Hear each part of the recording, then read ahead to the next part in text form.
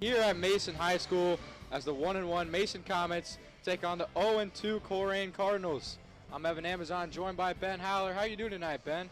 I'm doing fantastic, Evan. An interesting matchup between Mason and Colerain. They've met quite a bit in the same conference, like you said, first conference matchup of the year. But why don't you tell me, since Mason's joined the GMC, how many times have they beaten the Colerain Cardinals? That would be 0, and what's also crazy is seeing a 0 next to Colerain in the win column, Ben. Yeah, Colerain, don't let that fool you a little bit. They had two really tough games early on, one against St. X last week and then one against LaSalle, two GCL South teams. And last time these Comets and Colerain met was last year in that second round of the OHSAA playoffs. Colerain took that one 28-7. It was a little closer than the score says so, but Mason, just too many turnovers, and that's what they got to do this week. Limit those turnovers and make Colerain turn the ball over.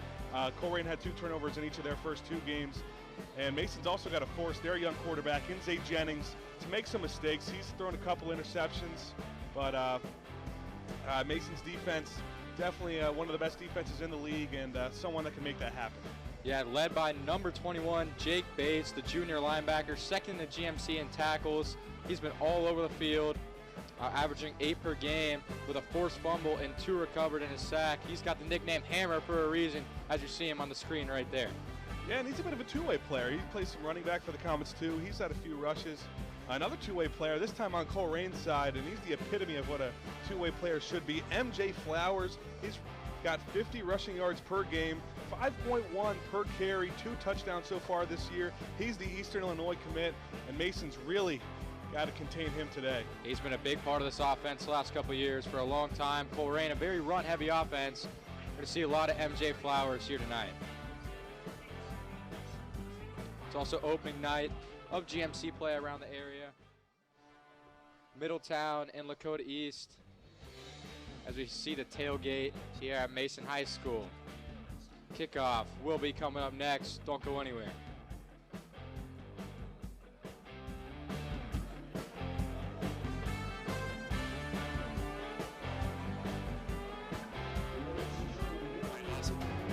On air or online, this is media for your community. This is ICRC-TV. Hey, sports fan! Did you know the OHSAA is among the national leaders in social media? Check out the OHSAA's social media platforms for news, tournament information, accomplishments, helpful links, and all the items available in the fan guide, including photos, DVDs, and publications. Check out OHSAA Sports on Twitter, Facebook, Snapchat, and Instagram. And who knows, you may be the next featured face.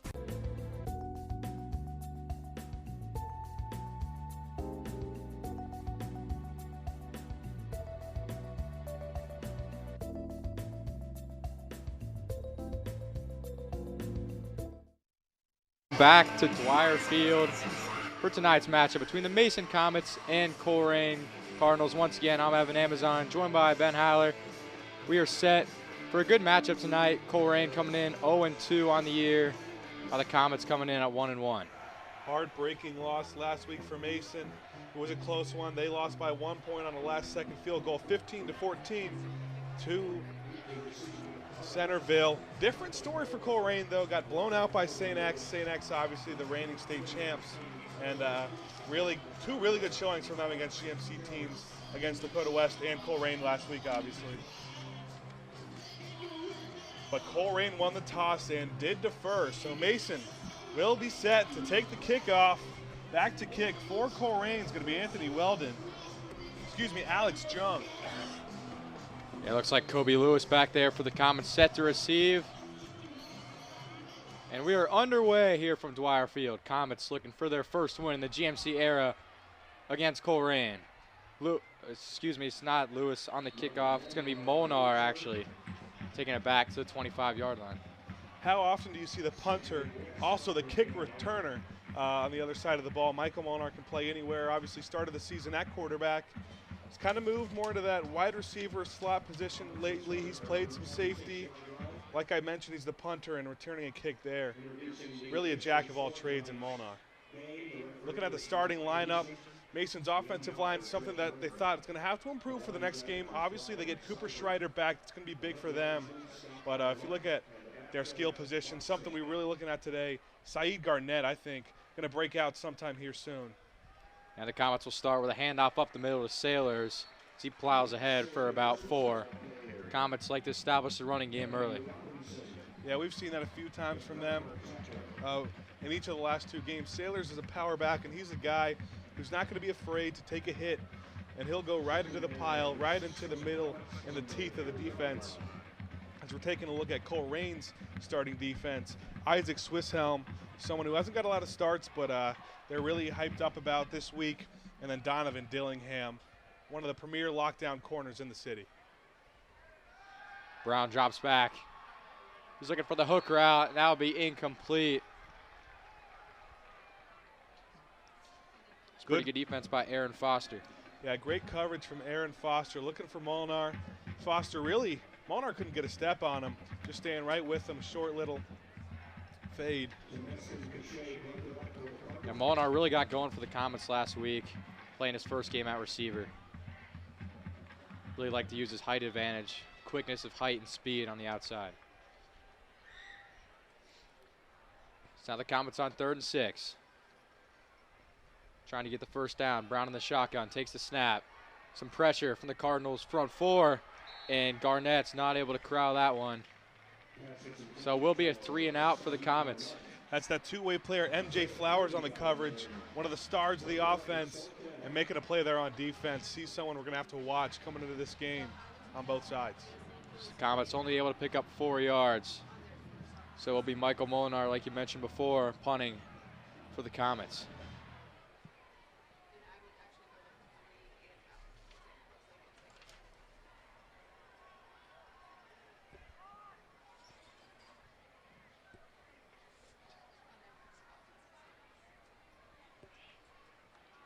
Tayshawn Banks back to take the kick. That'll be a fair catch at about the 35-yard line. So, well, first drive for the Cardinals, they like to get the run game going early. Yeah, that's kind of what they've relied on all year, and that's what their offense has been for as long as I can remember, at least. Pound, pound, pound. They have a lot of different running backs, different style running backs too. They'll always have a power back and a speed back and a slot that can take some end arounds. They're not a huge passing team. They got a young quarterback in Zay Jennings, only 39 passing yards per game. Yeah, again, a lot of interesting formations. Actually 10 guys in the middle, only 1 receiver outside. And that'll be MJ Flowers, kind of a off tackle there run. It's good for about 9, so a good start for the Cardinals. You know, I mentioned the different style running backs they have in speed back and power back, but MJ Flowers really is kind of exemplifies all those into one. He's a really versatile running back. He can catch some passes too. And you saw that there. He had some contact, but he broke through. The only 1 true listed receiver in the starting lineups, Isaiah King. This will be a fullback dive to Flowers, using his strength to get up ahead, pushes the Comets all the way to the 41-yard line for another first down. Comets just haven't been ready for Flowers today. Their defense, like I mentioned earlier, one of the best in the city. Guido Jackson leading the defensive backs, and Caden Evans and Jake Bates, the dynamic duo on the inside, the 2 middle linebackers for the Comets. Look for a big game from them against Flowers. Yeah, Jennings will take the snap. Middle, another run up the middle. That goes to number 2, Mari Shannon, kind of the second guy the Cardinals like to use out of the backfield. Yeah, Shannon, 23 yards per game. Him and Flowers, kind of that dynamic duo. They're the 2 who have the most rushing attempts on the season. And they're 2 different style backs. It's another fullback dive up the middle. Cardinals get about 2. Comets doing a much better job on Flowers that play. Good job by Caden Davis and Jake Bates being right there. This time they're ready. Couple nice rushes early on from Flowers. Mason didn't want that to happen again.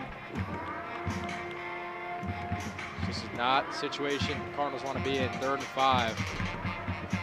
Could be 4th down territory. too close to punt. Another handoff, Flowers going to the outside. He escapes a tackle and is able to get a first down. So MJ Flowers off to a great start, picked up another first down for the Cardinals, moving the chains again. That's a play that can't happen if you're Mason. Flowers had guys surrounded. Looks like he had no daylight, but he's able to just bounce through, use his speed and his toughness. Sees 1, 2 defenders on the end, makes a nice move, a couple of nice blocks in there, then breaking 3 more tackles to get to that first down. Yeah, Caden Evans and Guido Jackson with missed tackles on the play. And this is an outside run to Shannon, cuts it to the left, and he's got a hole. Finally taken down by Mikey Jones.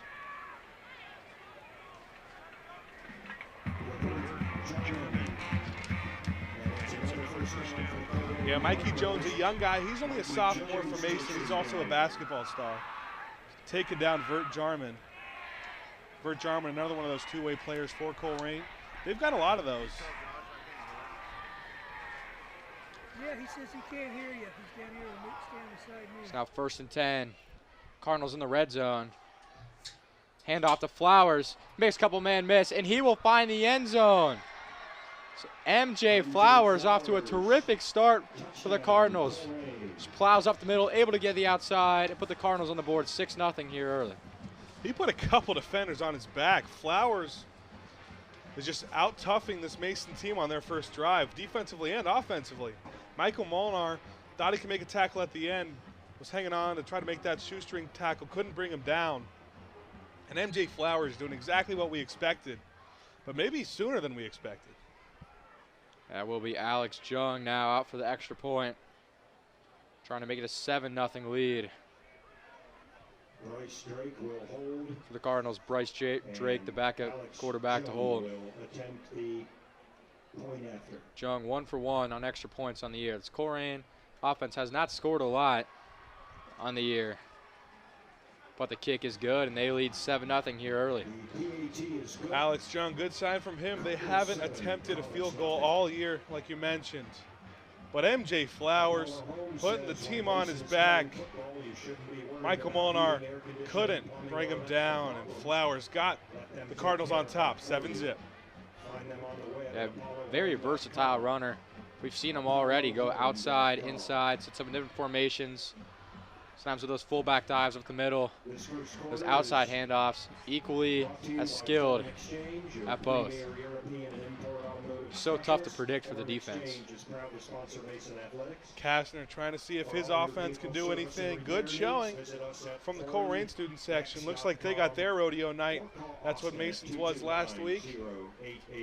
Mason looking at a wideout this week for the Black Hole.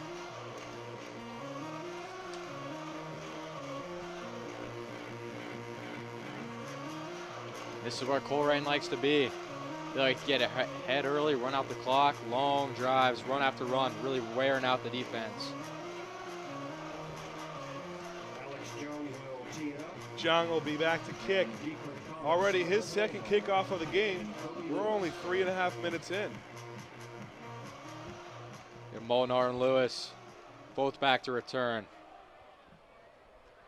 It's the kick from Jung.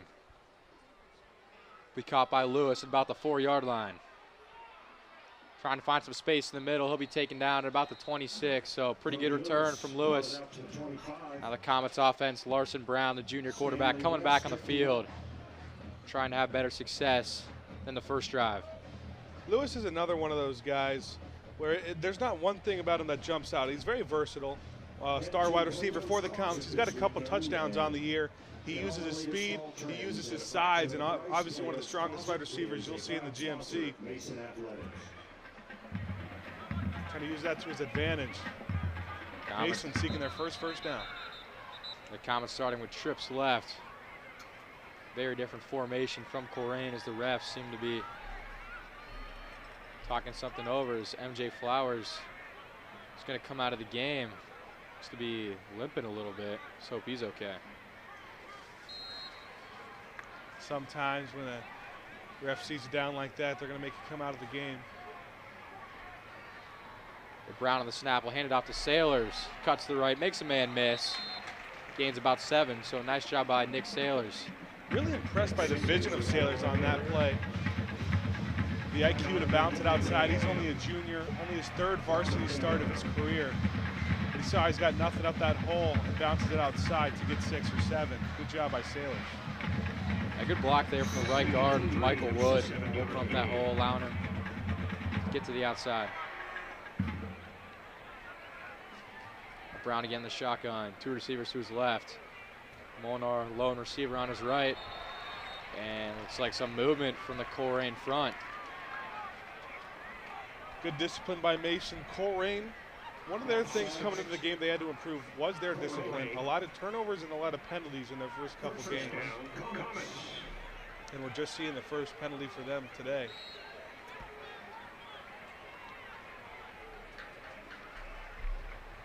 So now the Comets at the 37-yard line. Fresh set of downs.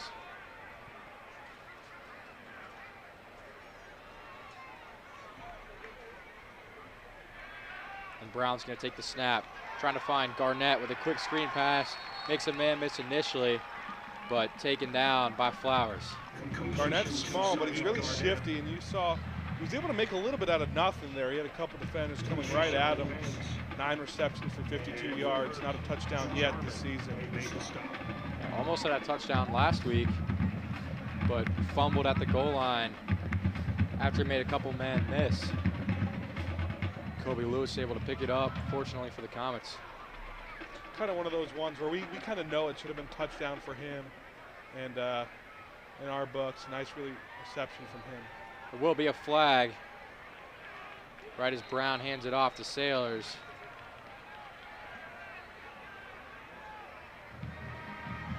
Officials are going to discuss.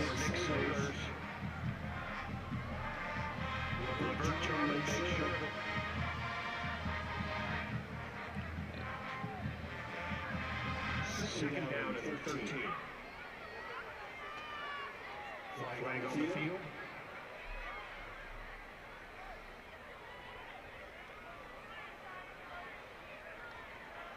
Illegal motion. Declined penalty from Colerain. So interesting. We'll force 3rd down. But it's a 3rd and about 12.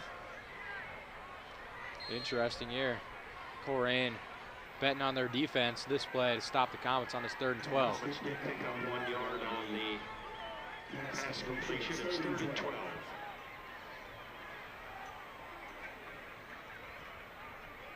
Garnett in motion. Brown takes the snap. He's got pressure. Able to roll out to the right, and he finds Lewis. Looks like just short of the 1st down. Caught at about the 45-yard line. That was a nice effort. Brown did not have a lot of time. Had to escape very quickly. Rolling out to his right and just barely keeping his feet in as Lewis. Unfortunately, that's not going to be enough for the 1st. It looked for a second like the Comets might have kept the offense on the field, but they do bring their punt formation into the game. Michael Molnar in punt position. Aaron Foster is deep. Aaron Foster deep for the Cardinals to receive the punt from Molnar. And it looks like he's taking some time and he's going to fake it. And he gets the 1st down. What a play call by the Comets. All the Colerain defenders didn't expect it. It's nice when you have Michael Molnar, an athlete like that, as your punter. The Comets take advantage. Something they always have with Molnar is really that option. It wasn't necessarily a play call, but they keep that with him. He was the quarterback in his first game, so he's got very good vision and a very high IQ. And he's able to read that the defense all went back before he even punted the ball away. And that's one of the biggest mistakes on special teams. They teach you when you're very young. Do not go back until the punt's in the air. Yeah, especially when you only need a couple yards to pick up the 1st down. Now Brown will take the snap. Looks over, fakes it to Garnett. And he's going deep for Lewis. And that's incomplete. Good coverage on the play by Aaron Foster. Yeah, we've seen that story a few times with Aaron Foster. And we're only about 6.5 minutes into the game. He's been everywhere. He's on Mason's best receiver, Lewis. And he's answered that task pretty well so far. It looked like a second like they were going to dump it off to Garnett. Instead, they try the deep shot. Unable to complete it. It's now 2nd and 10 on their own 49-yard line.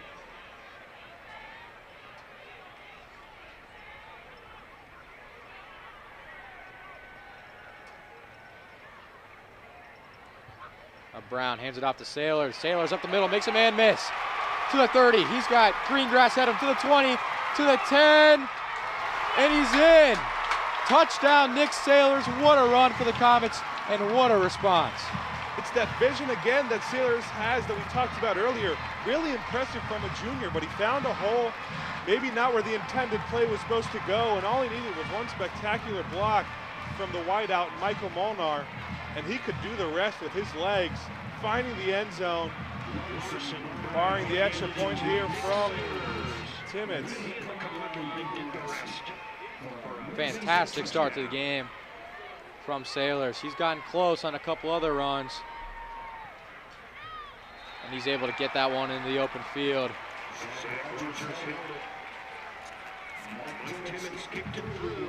The Comets tie the game at 7 on the extra point from Timmons. After Michael Molnar, spectacular vision, spectacular IQ, reading the defense, seeing nobody's there, picking up the first down with his legs, set up the first down for Sailors, the bounce out, getting through the hole, and the rest is history. Comets tie the game at 7.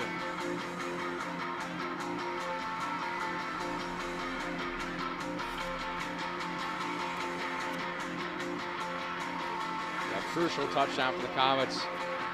Cannot let the Cardinals get these big leads. That's what they want to do, stay ahead.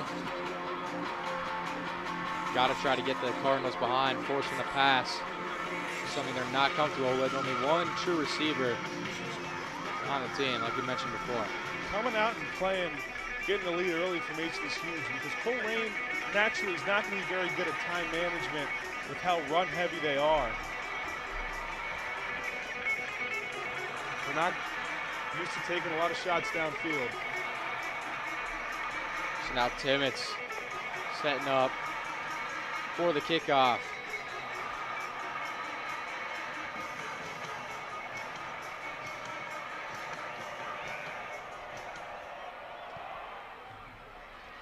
Will be a squib kick, picked up at about the 12-yard line. And a good return all the way up the sideline.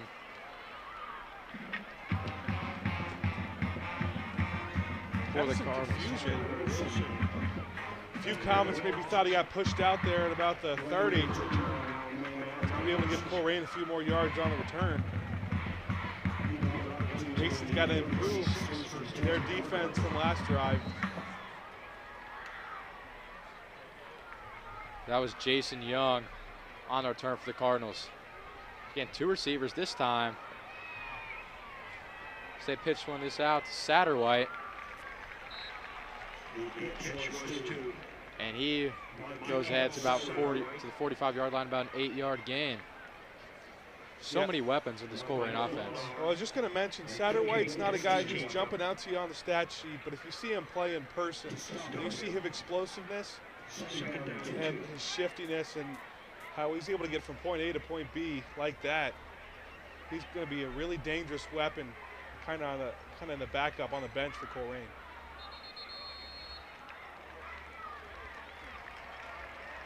And a good job by Evans and Bates. Looks like they made one of the Colerain offensive linemen jump.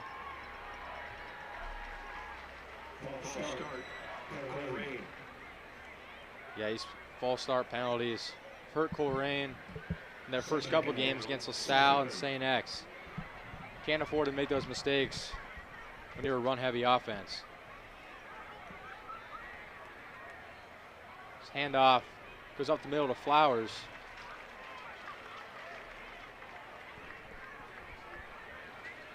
It's actually going to be Jennings there.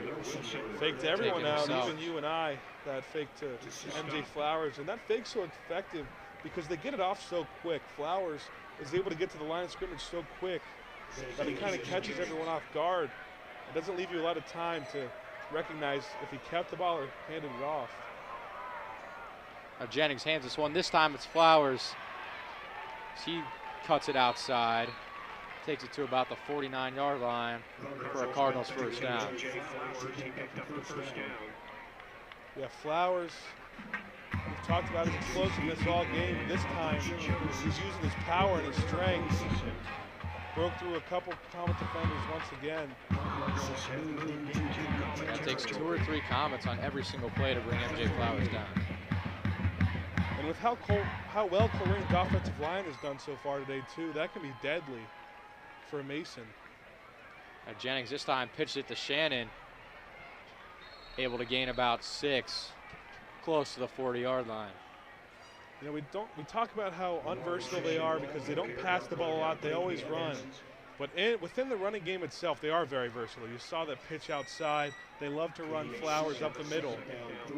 So it still makes it kind of hard to guess and latch on to exactly what they're doing.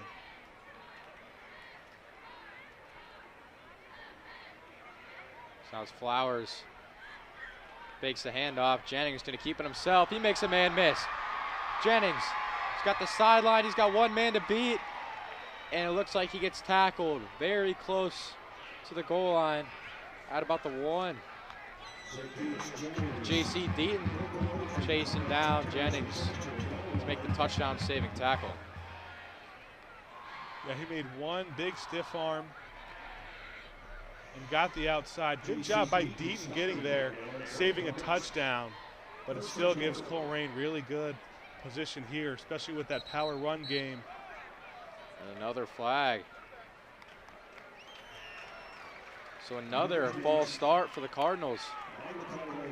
You're on that 1-yard line, almost a free touchdown, especially for the Cardinals when you have 4 plays to go 1 yard. Makes it a lot more difficult now. Push back to the 6, so it will be 1st and goal from the 6. Yeah, they were at the 1, and it feels like 1 is just nothing for a guy like Flowers. This makes it a little more difficult, but they still have that versatility.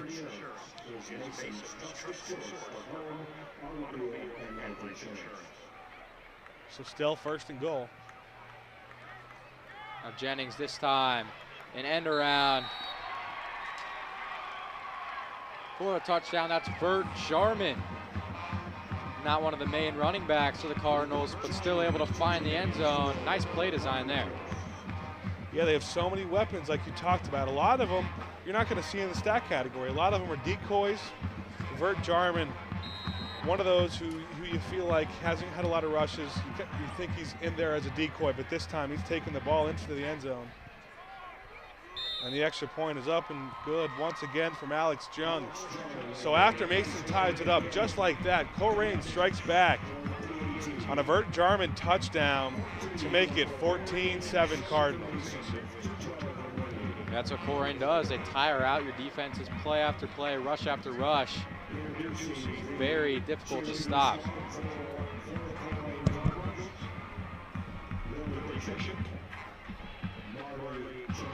If it wasn't for that Michael Molnar fake right now, 14-0 would be the score for Colerain, and they'd be feeling confident. Yeah, Colerain matches their season high in points already, and we're not even done with the 1st quarter. That's exactly what Mason didn't want. It feels like in all the past Mason-Colerain games, it's really been Colerain getting out to a hot start, and then all I have to do is keep it that way. They're not a team, they'll get a 35-point lead, then after that they'll kind of lay back, just make sure they hold that lead.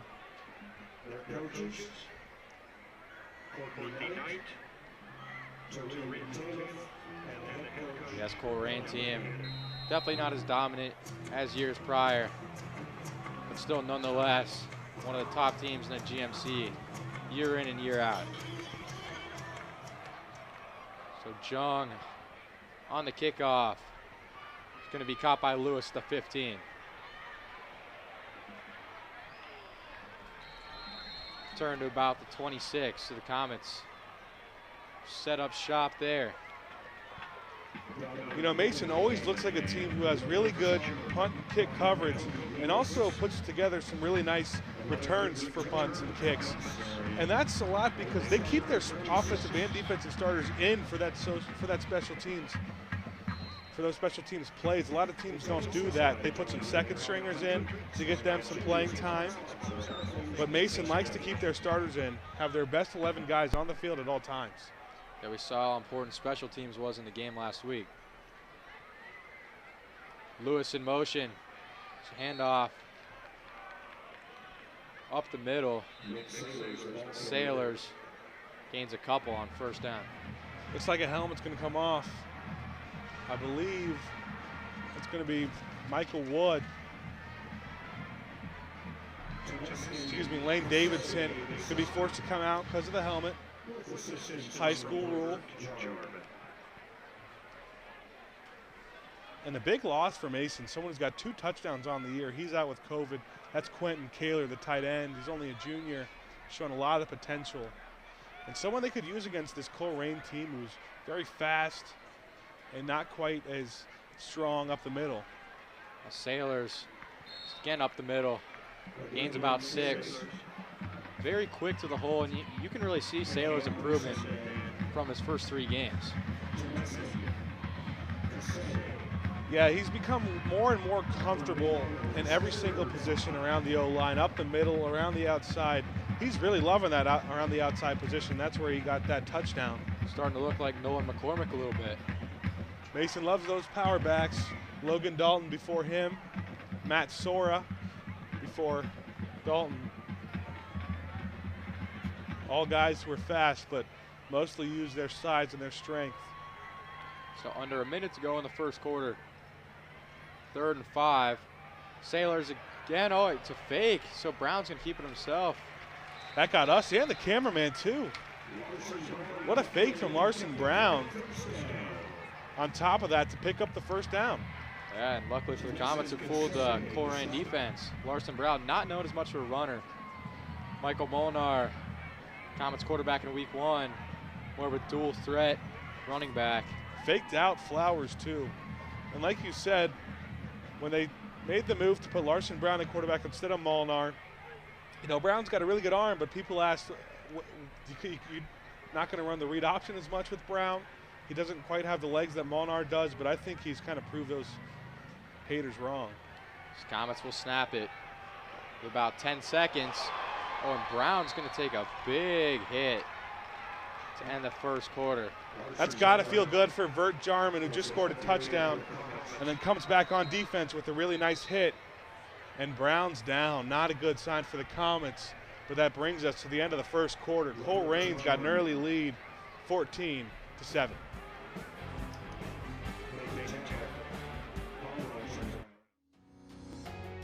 Hello, everyone, and welcome to ICRC-TV Sports.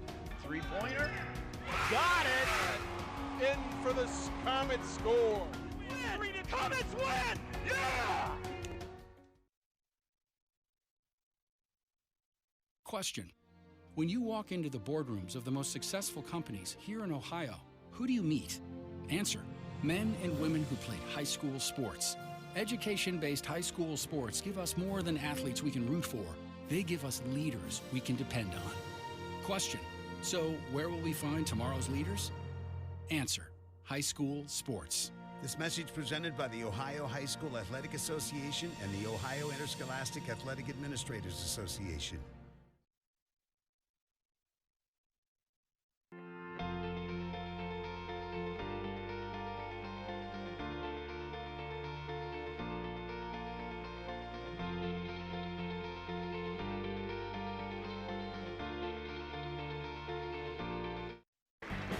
Tailgate night in the whiteout here at Mason High School. They're playing rivals, Colerain Cardinals. They're down 14-7. A couple of nice rushes from Vert Jarman and MJ Flowers got them on top.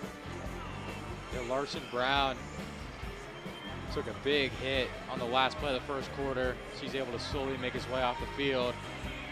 Let's hope he is okay. We're going to take a look at that hit once again.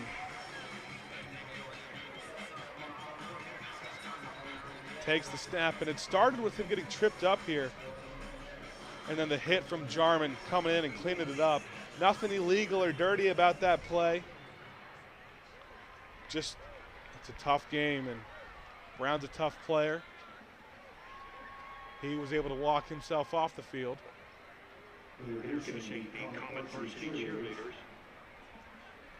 But this Colerain defense, kind of what they've been known for so far this season, and they've showed to hold that strong name so far. Gracie Cruiser. Isabel Paley. This will be the Comets ball. Isabel. Going from right to left now to start the second quarter. Molnar going to be in for Brown. Garnett in motion. One receiver out right, one receiver out left. Snap taken, handed off. Fake. That read option from Molnar, what we've all been expecting. And Molnar's first snap back as quarterback, able to pick up a first down on the fake. And that's the third time today between Brown and Molnar that we've been faked out by that fake handoff. That's something that's small but big. Sailors got hit right away, so you know that full Colerain as well. And that's what's big about having two quarterbacks that can step in and get the job done for the Comets. Brown unfortunately takes a big hit, so Molnar comes in, makes a big play on first down. Very capable of leading this offense down the field. You know, we've talked about it a couple times so far, is the read option. Molnar kind of reads the defense and decides whether to fake handoff or actually hand it off to Sailors in the backfield. And that's his signature play. Handoff went the wrong way. He's just going to keep it himself with some confusion. Yeah, good job making something out of nothing there. Molnar trying to hand it off to Sailors on the right. Sailors ran left, so. It'll bring up a 4th and short, and Mason looks like they're going to keep their offense on the field. Pretty close to 4-down territory. They're at about the 49-yard line, their own 49. I like this move, Ben. Comets got to keep pace with this Cardinals. This is a big play that can control the momentum of the first half. You know, we talked about they don't want to let it get away from them. The Comets also have their running quarterback in, so many options on this 4th and 2 play. Twins to the right, one receiver to the left for Molnar. Sailors to his left, and looks like they're just going to try the hard count and take a timeout. We may expect the punt team to come back out on. I think this is a play the Comets should go for. Molnar's your guy on these 4th and short situations. Sailors have played very well. The line's got a pretty good push. And it's the last thing you can do when you're playing Colerain is get down early. You got to take these chances. Remember the Comets a couple years back took a chance, got the onside kick, kept them in the game against Colerain. So taking chances against this Cardinals team, that's what you have to do to win. Yeah, great showing from the black hole on the whiteout, like we mentioned. In any sport so far, it seems like they've had great performances, helping the Comets get some victories, whether that's football, soccer, volleyball, but especially football. It's their 3rd game so far this season, and they've filled up a whole section and more in all 3 games. But the 4th down offense looks like they're not going to hold it on. Michael Molnar back to take the punter position now. Maybe look for another fake. You better believe Colerain's going to be ready this time for the fake. It's going to be a stoppage of play. Official's going to talk something over. Maybe a timeout from Colerain. And it is a timeout on Colerain. And like you said, they're going to be ready for this one. That's probably what they're talking over right now. What if it's a fake? And if you're Mason and you had a fake plan, maybe you put that in your back pocket. I don't know. What do you think? It's hard to get 2 fake punts in a game. You see one. Not sure I ever remember seeing a football game with 2. I'm sure Colerain talking things over, trying to make that adjustment. It's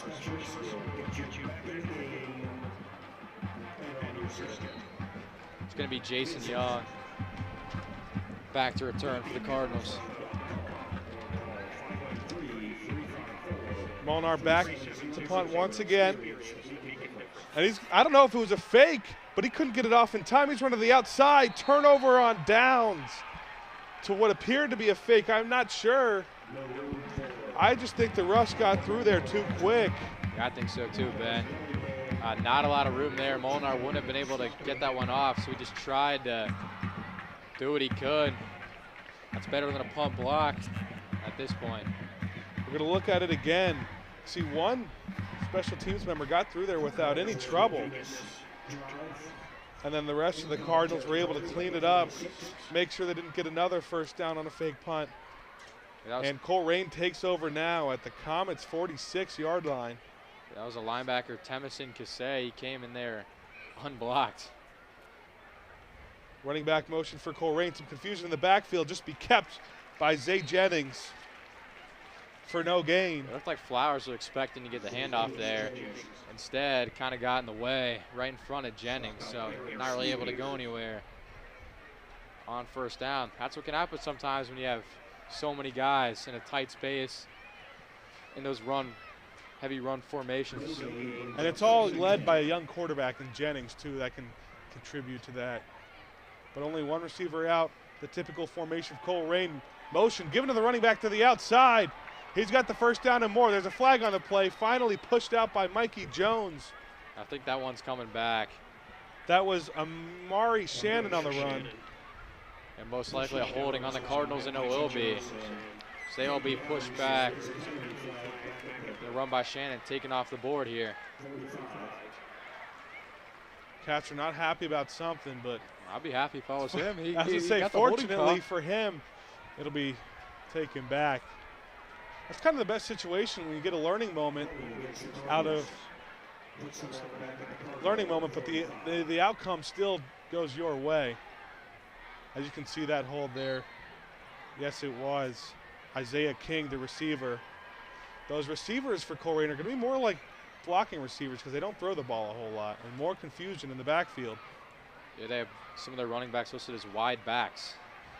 And it's going to be a flip now to Shannon once again. Shoestring tackle trying to bring him down. Comet swarm behind the line for even worse field position. Great play made there for Mason. That's Jim Frimpong, the senior. As you saw, he got there. Was able to shut off a block. It's not like he came through untouched. That's kind of what it looked like. Yeah, great job holding on there by Frimpong. Had a huge tackle on special teams in the first game. High energy player for these Comets. Brings up a 3rd and 22 now. Might see a rare Colerain pass here, Ben. You never know. Still only have one wide receiver, couple wings, one back in the backfield. Motion, it'll be given to Vernon on the outside. He's going nowhere. Big play made by the sophomore, Mikey Jones. That's the only pass you usually see from the Cardinals, is that halfback toss. Not even sure if you can consider that a pass. You might see a screen here and there, but the black hole willing this Mason defense to force Colerain to punt. It's going to be Alex Jung back for Colerain. That's what you have to do if you're this Comets defense. Get him in those 3rd and long situations. A short little punt. Mason trying to stay away from it. Kind of looked weird. It'll finally be touched at about the 28-yard line, Mason's 28-yard line. That's where the offense will take over for the Comets. Nice defensive drive for Mason.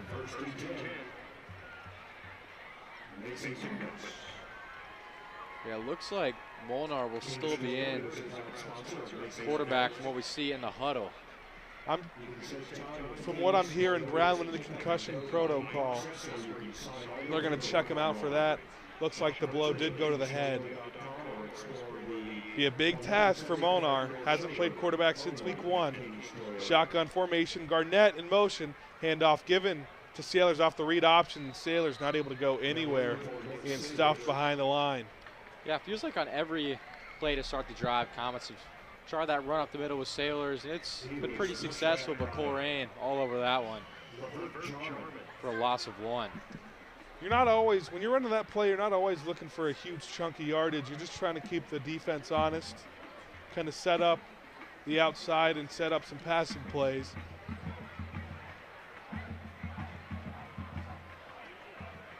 See if the Comets go to the air on 2nd and 11.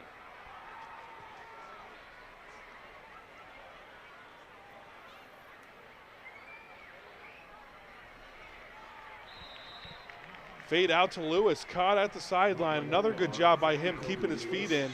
And that's Molnar's first completion of the game. Sets up a 3rd and 7. The Kobe Lewis, very important guy for the Comets to get involved. They're wide receiver 1 this year. It's a nice job keeping his feet down there. Had a couple drops in the last game, but improved throughout. He's made some really big plays this year. He's got 6 receptions for 95 yards and a couple of touchdowns to go with on the season. He'll be out to the left. Twins to the right, excuse me. Lewis in motion. Fosnot, the tight end, took off. Didn't realize it's going to be a false start on the Comets.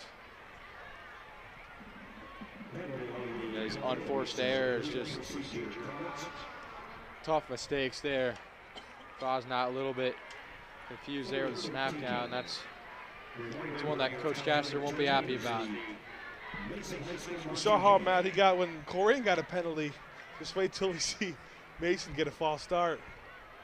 Sets up a 3rd and 12. So when they looked like they had decent field position now on 3rd down, it's going to be tougher just a bit now. Molnar will be in motion. Molnar, quarterback, Lewis in motion. 5-step drop back, escaping pressure. Rolling out to the right, taken down, knees taken out from him. Great play made by Tayshawn Banks in the backfield. Mason, I'm not sure if they want to try a fake punt here. Yeah, probably safe to say the Comets are going to punt, but great rush by the Cardinals. Molinar looked like he had a little bit of space to get outside, but Banks able to close the hole there, coming from that safety position. Good job by the Cardinals secondary, kind of holding down the fort back there. Molinar couldn't find anyone open. And a low snap is. That bounced. Molnar able to make the best out of it that he could. A bounce snap, rushed play, almost will end up inside the 10-yard line. So how about Michael Molnar making the best out of a iffy situation? Yeah, he's made some athletic plays back there in the backfield. He got that one, just kind of a grounder. That was a one hop, able to field it cleanly. The other one, he made a nice one-handed catch in the last game against Centerville. Able to save a safety for the Comets. So those baseball skills, pretty important for football too, who knew? Saved the safety from them. Handoff, given to Flowers, this time off tackle, Mason's there. Only a gain of about 1. Yeah, good job by the Comets. Multiple defenders getting in front. Flowers cannot let this guy break into the secondary. We're at 6 points.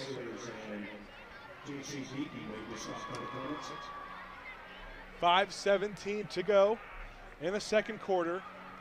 Colerain holds a 14-7 lead. 2nd down and 8.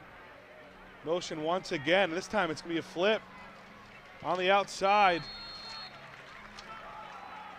That's Michael Satterwhite, his 2nd carry of the game. Able to pick up a few. But it'll be a 3rd and 5. J.C. Deaton, nice play for the Common secondary. Yeah, the Cardinals like to use Satterwhite on the outside a lot. Use Flowers up the middle. But another good play by the Comets. So Colerain pushed back a little bit here on their 15. 3rd and difficult 6 for a running team. One receiver to the right, couple wings. Motion once again. It's going to be a flip to that motion. This time it's Shannon. Shannon on the outside. And it looks like he got the 1st down. Yeah, there's so much action in the backfield. A lot of the Comets thought they were going the other way. Kind of freed up space on the weak side. Shannon going to pick up a 1st down. And take a look at it again. Mason's starting to catch on that motion end around. It looks like there may have been a hold there on the outside. Kind of a missed call by the officials. Yeah, a lot of eyes, though, around Flowers going to the left. First shotgun snap of the game.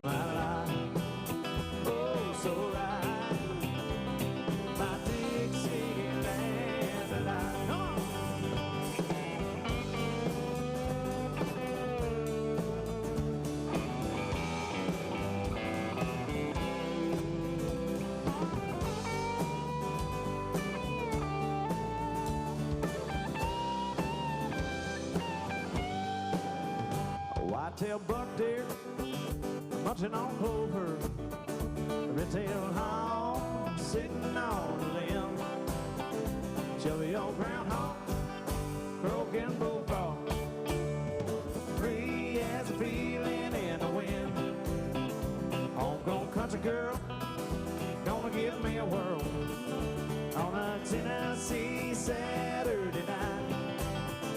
Lucky as a 7, living in heaven with my Dixieland delight. I spend my dollar parked in a holler neath the mountain moonlight. Hold her up tight, make a little loving, little ton of loving on the Mason-Dixon line. It's my life, oh so right, my Dixieland line. Oh, come on!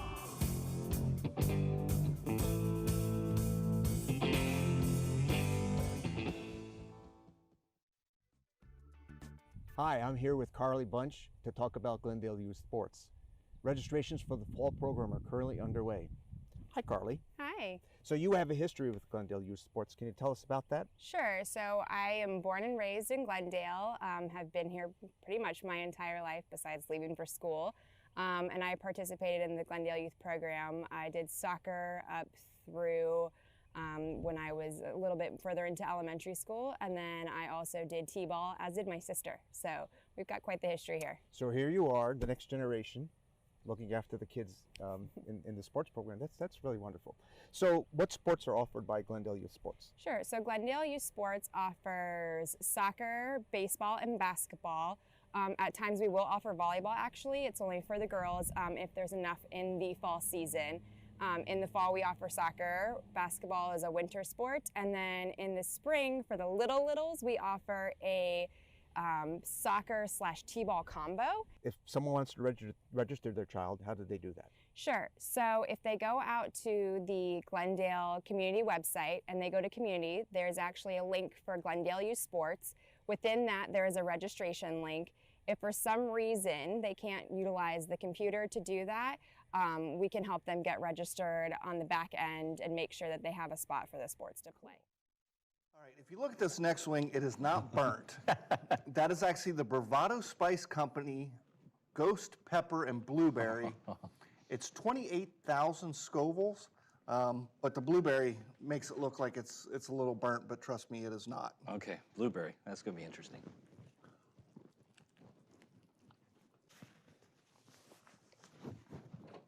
All right, going back to being a rocket scientist, with your engineering degrees, why did you pick politics? And I know with the county there's a lot of engineering and stuff that's involved, but... So, you know, it's something that I actually grew up with my parents, my mom and dad. We're very involved in the community. In fact, one of my earliest memories of my mom was she was the den mother for my older brother's Cub Scout group.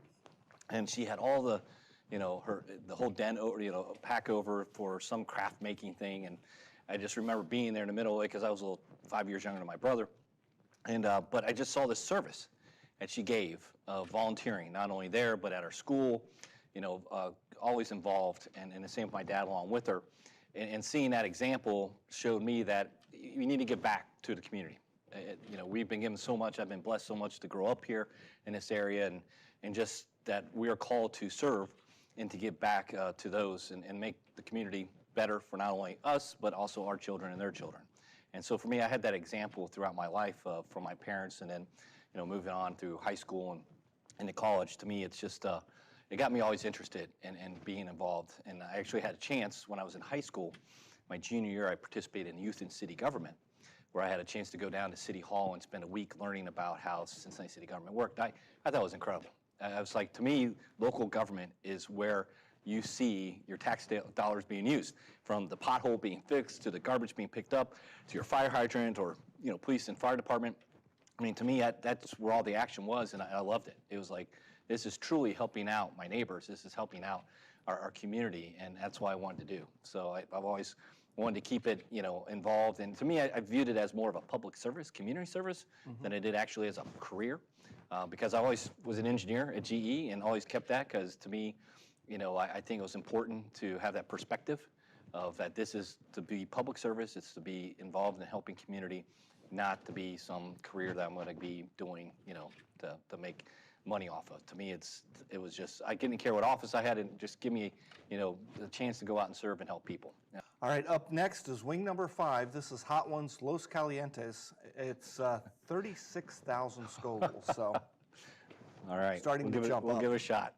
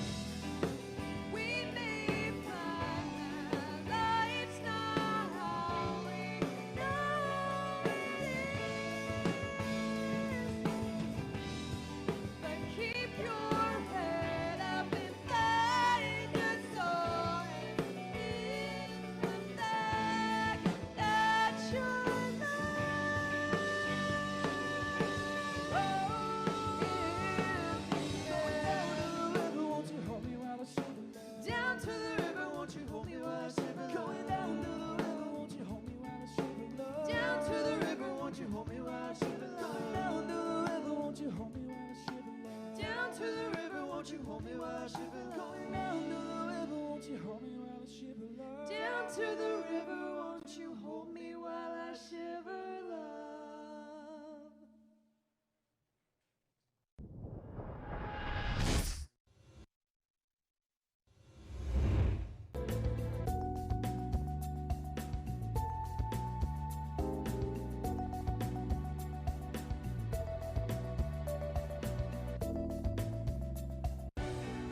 Let's take a time out to talk about educational athletics. That means the school sports are an extension of the classroom. Student athletes earn the privilege of participation in sports by succeeding during the school day first, before they put on the team uniform after. Student athletes prove that with better attendance records, higher GPAs, and fewer discipline issues than non-student athletes. That's what it means to be a part of the Ohio High School Athletic Association. This message presented by the Ohio High School Athletic Association. Hi, I'm Clark Kellogg. I've attended basketball games from coast to coast over the years as a participant, broadcaster, parent, and fan. And believe me, I've seen my share of unsporting behavior. The purpose of school sports is for kids to have fun, develop their skills, and learn lessons that will last a lifetime. So when you attend a school contest, please keep that in mind. Remember to behave in a way that reflects positively on your child, your school, and your community. Let's respect the game. This message presented by the Ohio High School Athletic Association.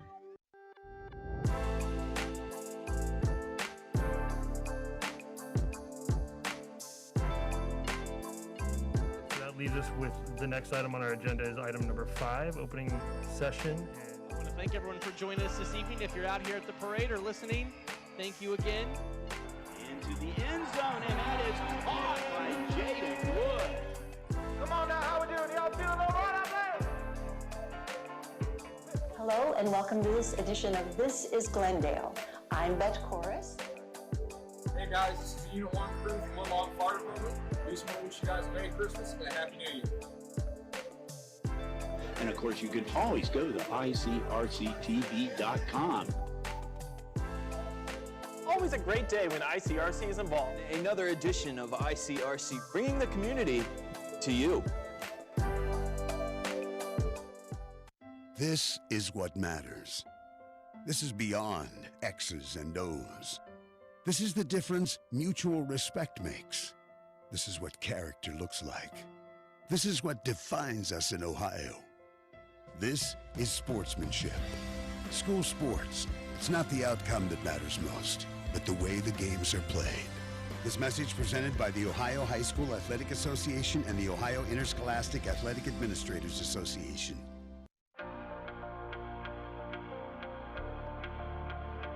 I just wanted to play. I just want to play. I just want to play. I just want to play. Play. Play.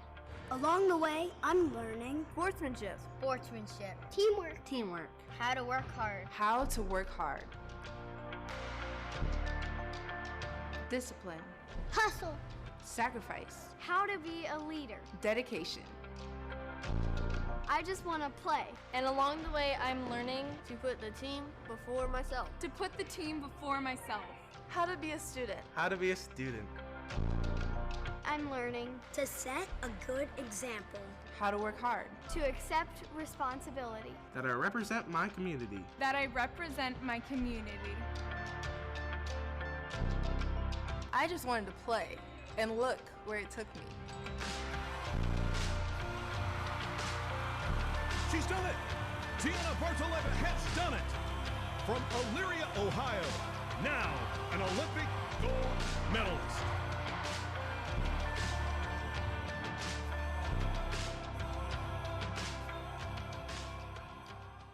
Hi, I'm Beanie Wells. Whatever the sport, wherever it's played, there's one thing that student athletes, coaches, and fans can all share: sportsmanship. The Ohio High School Athletic Association Respect the Game campaign reminds us that school sports are so much more than wins and losses. On behalf of the OHSAA, let's all do our part to make school sports a fun, positive, and rewarding experience that student athletes will remember for a lifetime. Every game, every time, let's all respect the game. This message presented by the Ohio High School Athletic Association.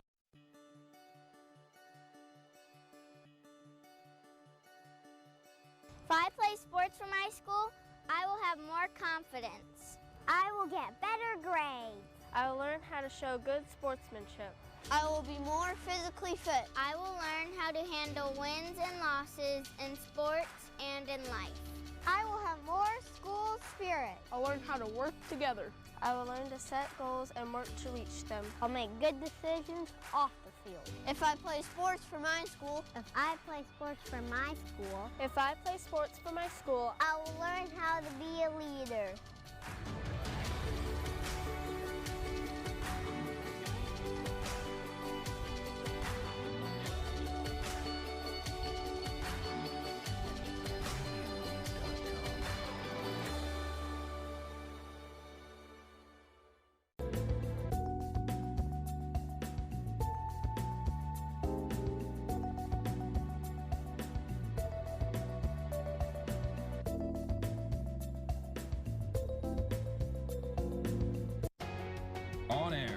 online. This is media for your community. This is ICRC-TV. Welcome back to Dwire Field as the Colerain Cardinals lead the Mason Comets 14-7 in the first week of GMC action. Again, I'm Evan Amazon alongside Ben Haller as we take a look at the MJ Flowers run as he plows ahead for a touchdown. Yeah, the story of the game, a few big carries, touchdown carries. First one from Flowers from about 10 yards out, and then Mason responded after a fake punt. Nick Sailors bouncing it out, rush for a touchdown of about 50 yards, and then Flowers responds. Not quite 6, but he gets a big chunk to set up the touchdown for Vert Jarman to put Colerain back up 14-7. We'll take a look here first at the big run from Flowers. And then here it is by Vert Jarman. Diving into the end zone, put Colerain up 14-7. Second half action coming up here at Dwire Field. It's really been all ground for both teams so far. We expected that from Colerain, but all ground for the Comets as well too. Big run from Sailors. Unfortunately, Larson Brown out of the game and the concussion protocol, so Michael Molnar coming back in and playing quarterback.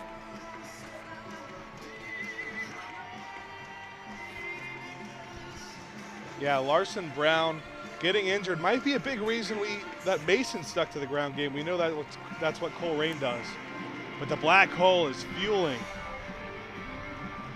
the Comets defense here tonight, giving up 14 points.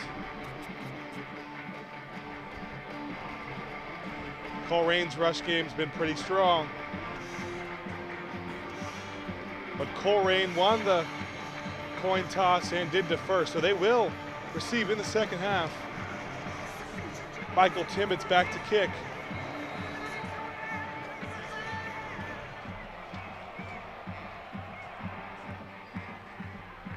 That kick will bounce at about the 15-yard line. And a pretty solid return from the Cardinals to about the 35. That's Aaron Foster, cornerback, with the return.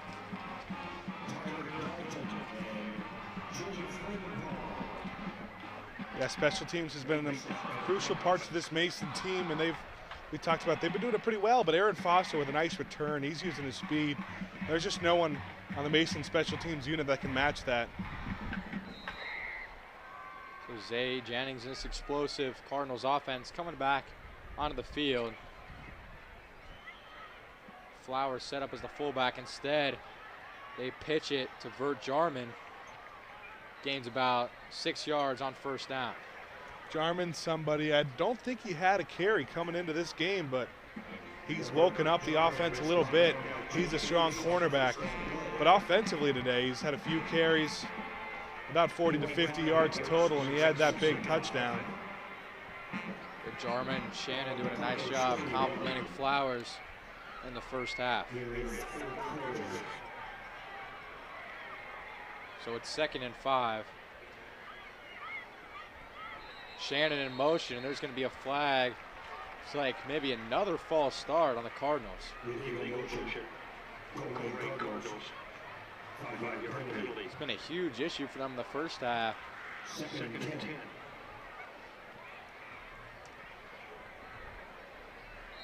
Those penalties have been something that's held them back the first 2 games they've played. Now a couple receivers outside. Colerain in the shotgun. Shannon in motion again. Jennings, though, just going to keep it himself, with the Comets all over that. Jake Bates with a big hit, able to knock down Jennings in the backfield. Jake Bates has been kind of quiet tonight, but it's going to be big for him. Teaming up with Kyle Elko on that play, too. Came in to finally bring him down, but it's big for Bates to get going in the second half. They're going to need him in their defensive unit. 3rd and 13, not an ideal situation for this Cardinals rushing offense.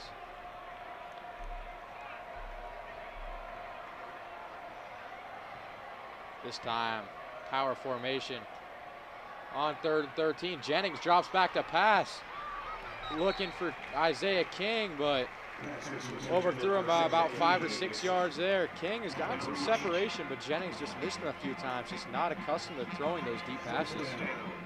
We've seen that story a few times.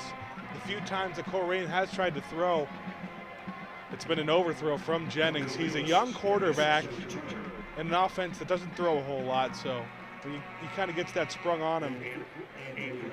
Mason's defense takes the opportunity to capitalize, and Colerain will be forced to punt. It's going to be fair caught by Kobe Lewis about the 38-yard line. So a great start to the second half by this Comets defense. Mason's offense got to pick up that momentum. You know, they felt last game like Mason's defense did all they could do against Centerville, and Mason's offense maybe wasn't able to pick up the slack. Molnar will remain in the game at quarterback, and that really kind of takes another receiving weapon out when you use Molnar at quarterback. But it brings the read option and his legs back into play. Garnett in motion. Now 2 receivers to the left, hand up the middle to Sailors. Really good job reading the holes. Going to the outside a little bit. Turned about 2 yards into 6 yards. That's something he's done well all game, is reading the holes, but you can't read holes if there aren't any holes. And this offensive line has put together some really nice work in the first half, and they're bleeding that over to that first down rush from Sailors in the second half.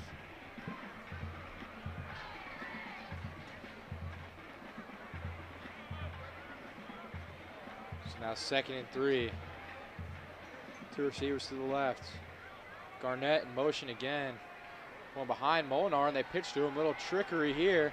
As Garnett goes to the outside, gets past the 50, the 40, and Garnett has an open hole. Saeed Garnett will go all the way using his speed, getting to the outside. You mentioned it, Ben. Very shifty player. And wow, what a response by the Comets. Yeah, Garnett's somebody who will get the whole crowd fired up. It looks like, there are times it looks like he'll be taken down, but he's just using his size to advantage. That's hard when you're a shorter guy, but he's using his shiftiness. Looks like there could have been a flag call there on the hold, but Garnett doing a really nice job getting around defenders and getting through defenders to take it all the way. Some confusion from the special teams unit for Mason. And Garnett able to pick up his first touchdown this year.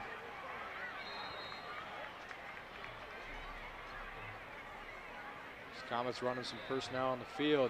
Looks like a Mason offensive lineman was looking for something on the ground. In play. And that extra point, no good. Yeah, unfortunate there for the Comets. That would have tied it. But nonetheless, still a great play by Garnett as we see him in motion. Really fools the Colerain defense. And once he got past the secondary, just all green grass ahead of him. Made a couple men miss. Kind of taking Colerain's play and using it against him. That's his first career touchdown. And you kind of mentioned it, all green grass after he gets past the secondary. He's someone who does not have to worry about anyone catching up to him after he breaks through. Unfortunately, though, not able to capitalize on the extra point and still trail in this one. 14-13 Colerain. That could be something that has a big impact on this game. Yeah, certainly could be a play we look back on. But still, the Comets with some momentum right now, only down by 1. Very quick response considering that Colerain actually received the kick to start the second half. Comets still able to score in 6 minutes. Well, Mason did a good job of scoring quick here. 9 minutes left to go. We only got 3 minutes off the clock in the second half, and Mason already within 1. It'll be another weird squib kick. Mason's normal kickoff man, Ryan Rominski, is out today with an illness.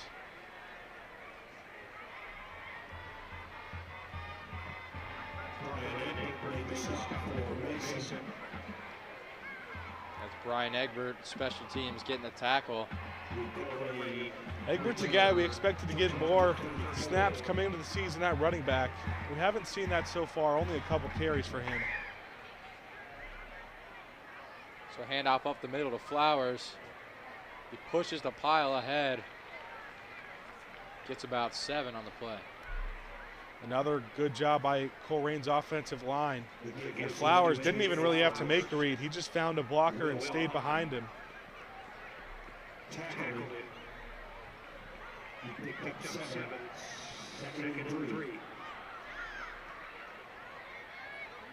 Colerain's gotten a pretty good push from their line all night. Shannon in motion, and he will get the handoff on the end around. Looks like he's close to the first down marker. Looked to be a little short. See where he'll be spotted. Will be short, 3rd and 1 now from the 41. This is a big 3rd down coming up for the Comets. Not necessarily 4 down territory yet.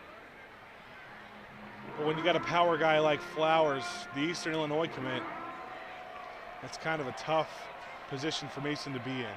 Not even a yard, 3rd and inches. Well, fullback dive. Flowers will get the first down, but the Comets say the ball is out. And they'll give it to him. Comets recover the fumble and get the crowd hyped. What a momentum shift the start of the second half has been. Wow. It initially looked like Flowers are going to be short. He's able to plow ahead, but when he made that second effort, just kind of coughed up the football. That's what happens when you're putting all of your energy and effort into getting that extra yard. Sometimes you kind of forget about things or take your focus off of things like holding the ball. That's Aaron Spears forcing a fumble there. Zach Rogers coming up with it. How about the junior combo? So what an opportunity here for the Comets. Trying to take the lead. And some trickery here. Looks like Lewis is going to pass. And a good job. At least making that into a positive game. Looked like Kobe Lewis going to pass. No receivers open downfield. He really just made the best out of that play there.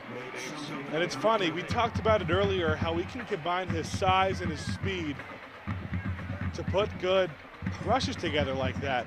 But as a wide receiver, we don't get to see that a lot from a guy like Lewis. Finally getting an opportunity to make a man miss, then break through a couple more. Good blocking also in the secondary for the Comets.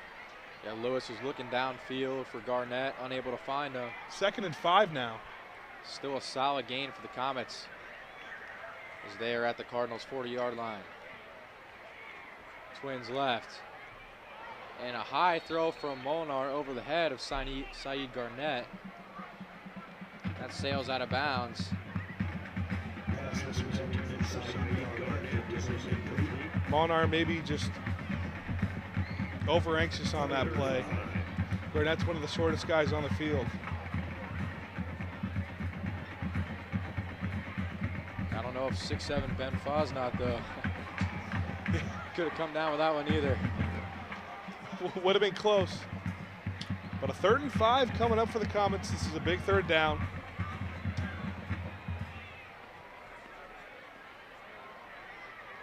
Molnar on the shotgun. Got Sailors behind him. Flips this one out to Garnett. Good pass on the play. And a first down. So the Comets going back to the same play as they tried on 2nd down. They'll pick up a 2nd down. You could tell Molnar was more calm and collected on that play as opposed to the previous. Same exact play, and a good job by him to just adjust, take his time, and find it right into Garnett's chest. Yeah, that's something Colerain's not going to be happy about. Kind of just giving Garnett open space in the same play twice in a row. Maybe caught him off guard.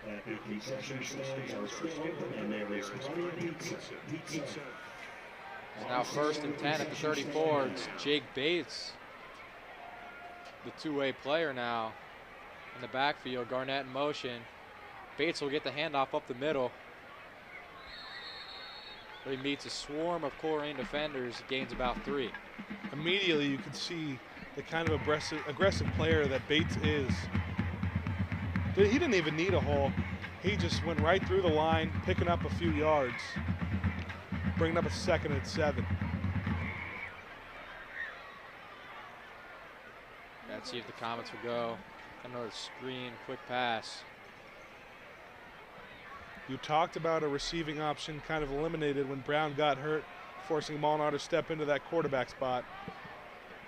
Bryant Violand, the senior. Way up to the 17-yard line, but it looks like there's a flag on the field. Most likely coming back exactly a hold on the offensive line for Mason. That can be a problem. Almost anytime you see an outside run for a first down, you see a flag. You're like 98% sure it's holding. Kastner not happy about that one once again. It's obviously very demoralizing when you have a play like that, a big play broken down for a first down, but especially when you're trying to build some momentum and trying to react off the momentum you've given yourselves. Sometimes that can shift it the other way a little bit.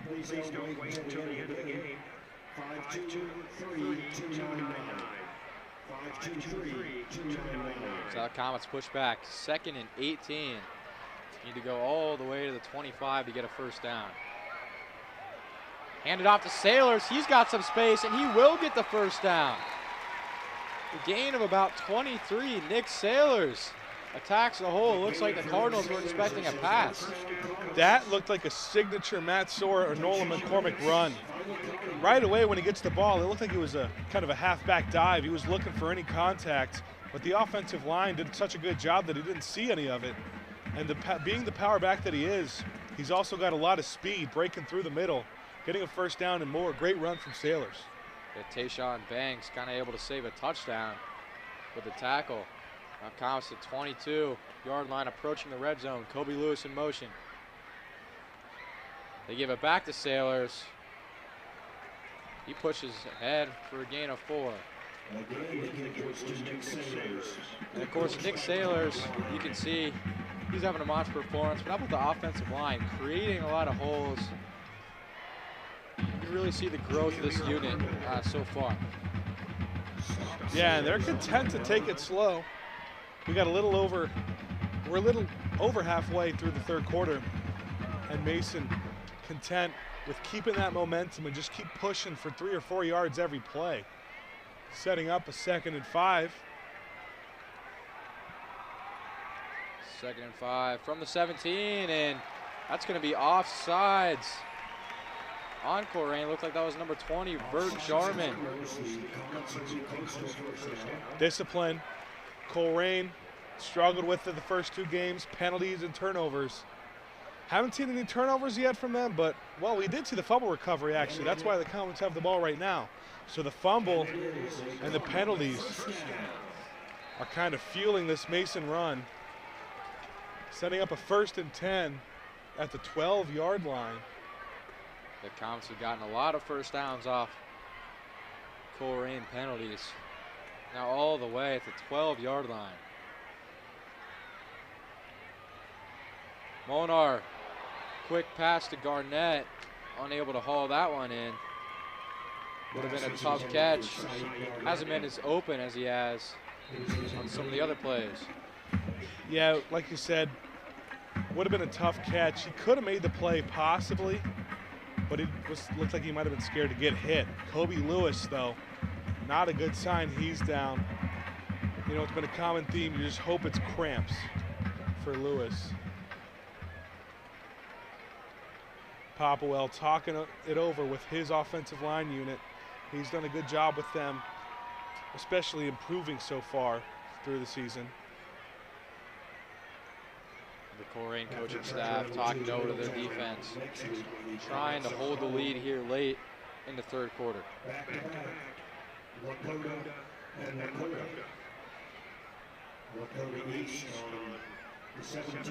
They want to do anything they can to stop Mason's momentum, but Mason, a lot of energy on the sideline.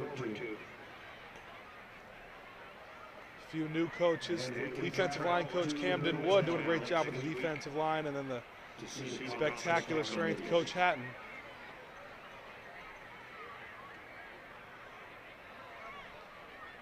And this game's been a very slow game, not a ton of first downs, and especially no plays in the air.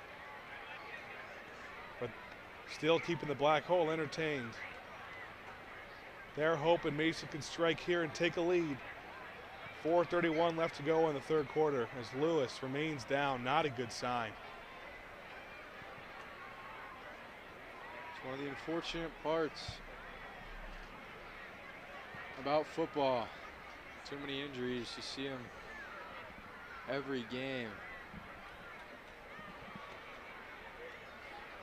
Hope it's not something to the knee.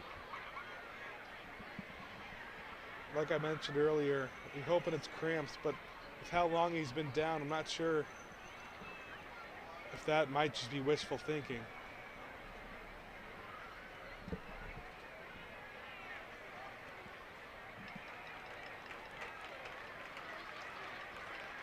And he's finally going to be able to limp off the field with some assistance from a couple of trainers. And the QB one and wide receiver one for the Comets, both going down this game, but they're still down one, 14-13, 4:31 to go. Comets need to keep momentum. Update now, big game, IMG and LaSalle this week. Of course, IMG, one of the best teams in the country. They lead LaSalle 44-7 in the third quarter. How about IMG after a huge win against Bishop Sycamore last week? Supposedly one of the best schools in Ohio. Well, supposedly is the key word there. And the rush outside from Molnar going to be taken down behind the line.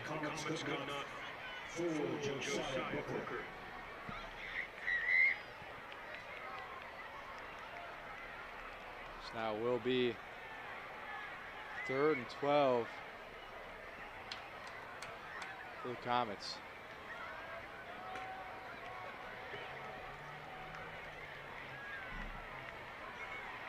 You know, injury is one of those big things in sports that can stop momentum. Comets can still pick up a first down at the 2-yard line. Play action to Sailors. And unable to find Bryant Viola on the slant. Comets wanted pass interference call. The big question was if they wanted a holding, as if the holding came before the ball was in the air. But there will be no call setting up a fourth. Oh, there is. That's going to be on offense. It'll be a sideline flag for the offense. At least a warning. We're going to wait. Looks like they're going to keep it at the same spot. So just a sideline warning given to Mason. The Timmets now with a field goal, a 31-yarder, missed the extra point. Trying to knock this one through to give the Comets the lead.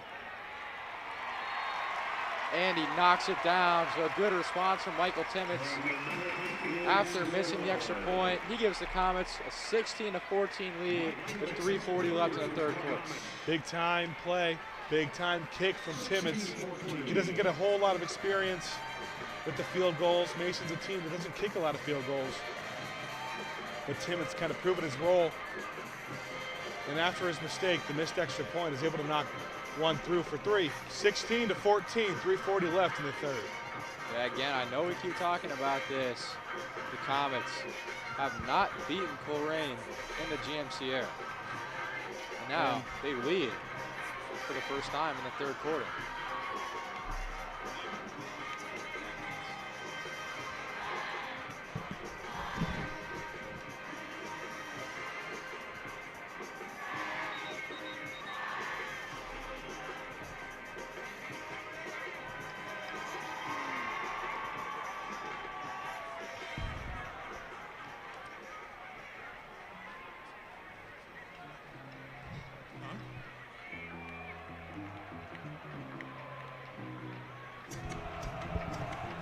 Comets set back to kick after the field goal from Timmets.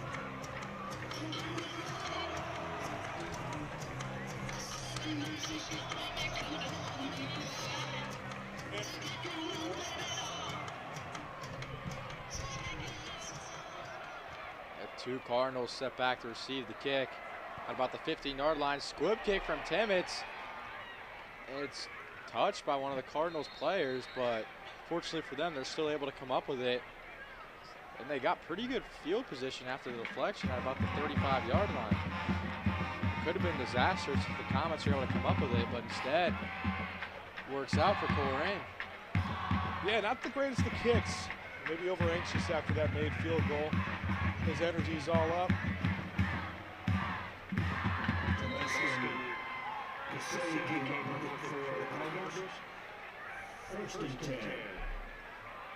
It's now 1st and 10, a quick pass to Shannon. And there will be a flag. Gains about 3 yards after being pushed back, awaiting the penalty. The lateness of the penalty makes you wonder if it'll be defense. We haven't seen a whole lot of defensive penalties today, but it is a holding on offense for Colerain. Once again, another penalty, pushing them back, and it's hard to get any momentum when you're committing penalties like that. And you could argue that these penalties are the main reason the Comets are the lead right now. And that was one of the keys to the game coming in, was that Mason knew they had to capitalize on Colerain's penalties, and Colerain had to improve. I formation for the Cardinals. Another quick pass. It's time to Satterwhite. How about Mikey Jones, the sophomore, coming up and making the play? And quickly, tough position for Colerain, and Satterwhite is going to need some assistance. That's about as quick of a pass as you'll see. Satterwhite had to be ready before the snap even happened. A really good tackle in space by Mikey Jones, the sophomore. You can see his improvement. Going to be a future star in that Comets secondary. Not only the Comets secondary, but in line to be a Comet star on the hardwood. Basketball player, started JV as a freshman last year, expected to get some playing time on varsity. Hopefully it's just a cramp there for Satterwhite. And he's able to get up, coming off a little bit of assistance.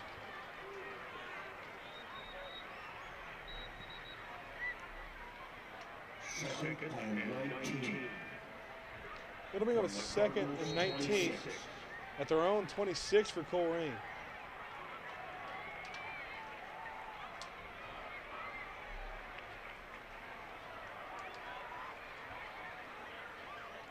Colerain's gone with a couple quick passes on this drive. Now they'll set up the pass again, but Jennings, no room. Comets all over him on that play. Looked like that was number 51, Caden Davis, with a quick hit. Yeah, how about Davis? He's been getting in there on every play. Not always making the tackle, but he's filling his hole. Sometimes that'll make the running back bounce outside. And a really good job by Mason's front 7 to force a 3rd and 20. Black hole getting them hyped up. Now Colerain with multiple receivers outside. That's King and Shannon on the left of your screen. Another long pass. And over the head of the intended receiver, Amir Shannon. So Jennings has missed on a lot of those long passes. He's missed long on a lot of passes. Those are those situations that you're kind of not as well prepared for when you don't throw the ball a whole lot. And you got a 3rd and 20. It looks like they're going to be forced to punt now. Alex Jung once again. Yeah, you can really see kind of how uncomfortable this Colerain offense is right now at the beginning. All they had to do was just run the ball, get 5 or 6 yards every time. Comets doing a good job of forcing him to pass, as Monar fair catches the punt at about the 43-yard line. So the Comets good field position again, trying to build on this lead. That was the best punt we've seen all day from Jung. Pinning Mason on their own field position. Going to start at their own 43.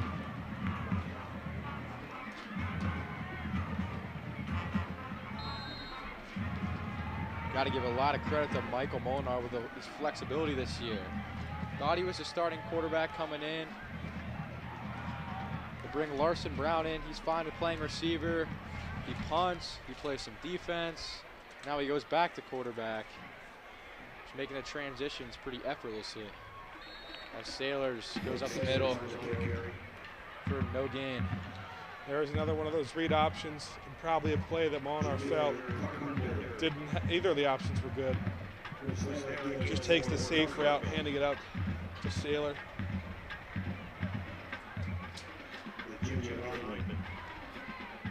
He goes nowhere, set up a 2nd and 9. The clock winding down here in the third quarter, just about 1:30 left to go. We'll give Sailors a gain of 1. The 2nd and 9 on the 44. Trips right for the Comets.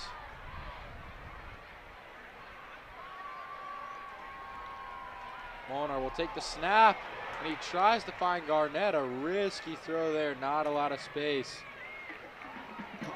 A dangerous play, but the defense from Colerain, they'll tell you a lot of times play the man, not the ball, and he did that perfectly there. But sometimes you got to make the early read and try to make a play on the ball, as he was just going for the man. He made no pursuit on the ball.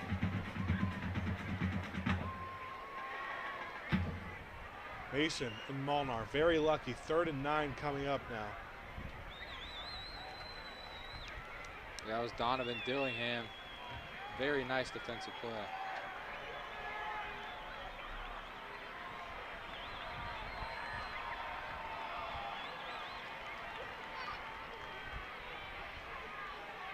Now 3rd down, Molnar just throws it away. Actually finds Garnett, it looks like, but there looks like there's a penalty anyways, probably on the Comets. Some holding. Multiple penalties and even a hat on the field, meaning one official saw at least 2 different fouls. Yeah, the Comets and Cardinals both kind of knew that. Both kind of stopped a little bit. Looks like there might be some at least offsetting. Officials pointing both ways in their discussion.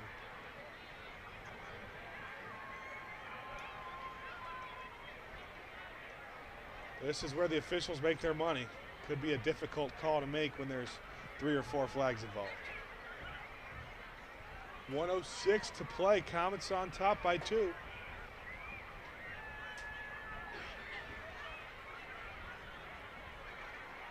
The head referee goes to talk it over with the umpire.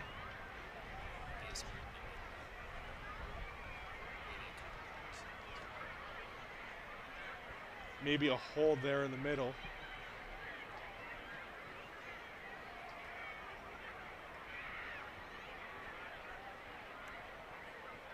Looks like, I'm no lip reader, but Castor may have said something like 2 guys holding.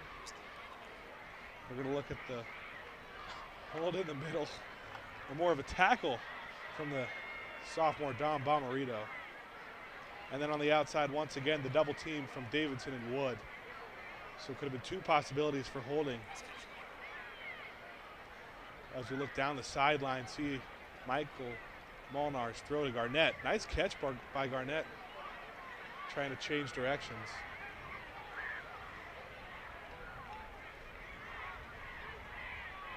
There's going to be a holding offense, that's decline, and then a push in the back on the offense, that's decline.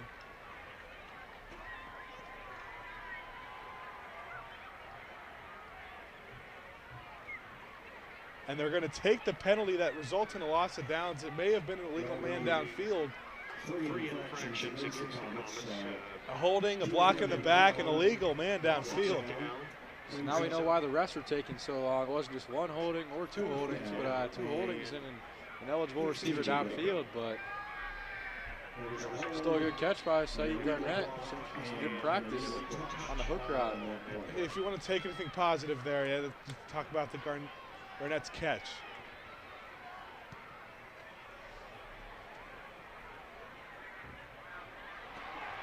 The punt from Molnar will bounce. That's Jason Young on the return, gains about 6 or 7 yards. So Colerain offense led by Zay Jennings. Jason Young's done a really effective job all night tonight on kick and punt returns. It's felt like Colerain's always had good field position.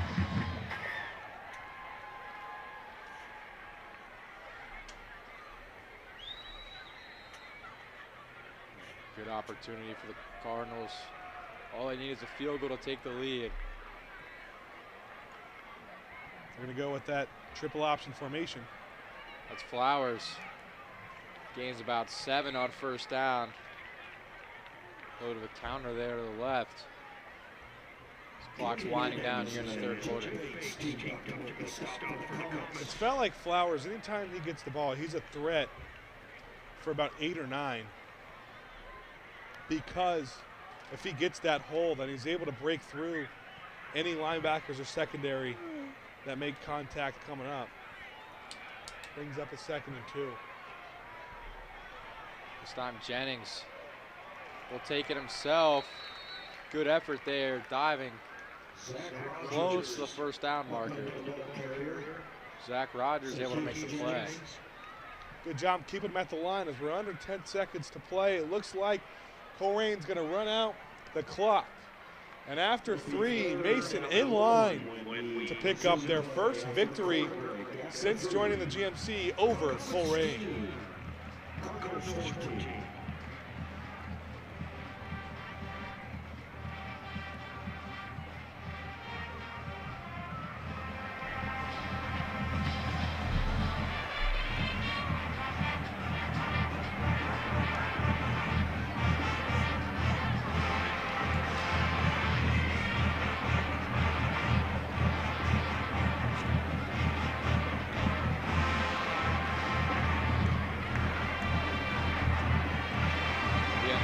Could happen here. These Comets winning and supporting Cardinals. Some of these fans certainly dreamed about for a long time. Especially Castor. I can't imagine how stoked he would be.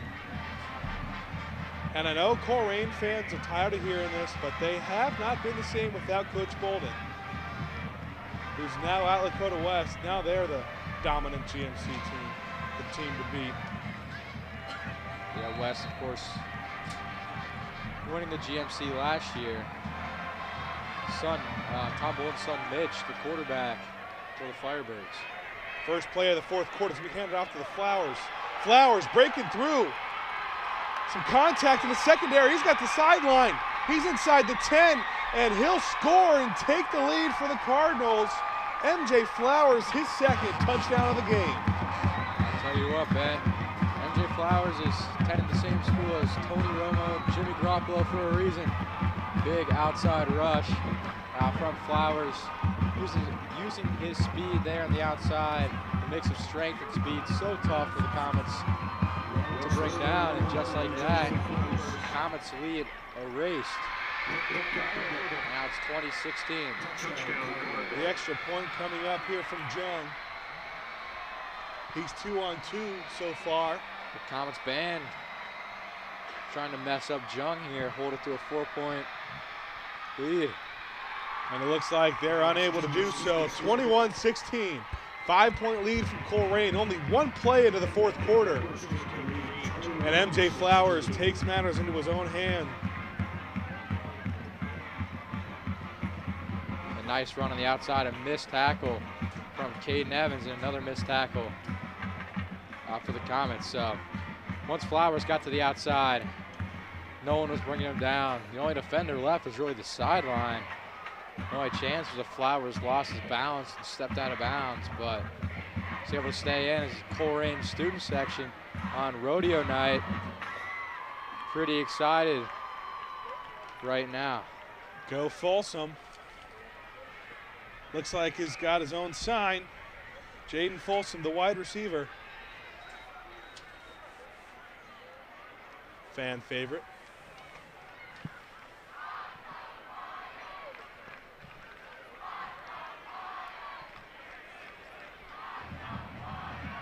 Why so quiet chance here from the Cardinals? You know, you don't want to get in that battle with the black hole. The black hole, even when Mason's struggling a bit, they don't stay quiet for long.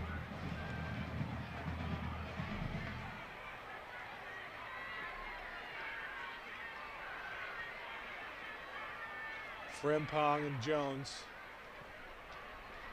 part of the front line for this kick return team. Mason trying to change the tide. Colerain flipped momentum quickly. The kick from Jung will be let bounce. Molnar barely able to get there and dive on it. Molnar, when you see the ball in the air like that, you got to take it because you have no idea how it's going to bounce. Almost disastrous there for the Comets. Fortunately, able to come up with it. You see it kind of bounces back toward Colerain. Has some hesitation there by Garnett and Molnar kind of deciding who's going to get it. Molnar able to pick it up. Aaron Foster was approaching there. So Mason's offense will come back out on. Led by Molnar. Brown still on the sideline after taking that blow to the head. Molnar's got Twins to his right. A man in motion. That's Braden Greer, his first snap of the game. He handed off up the middle. A fake by Molnar. That read option, he'll pick up a few yards.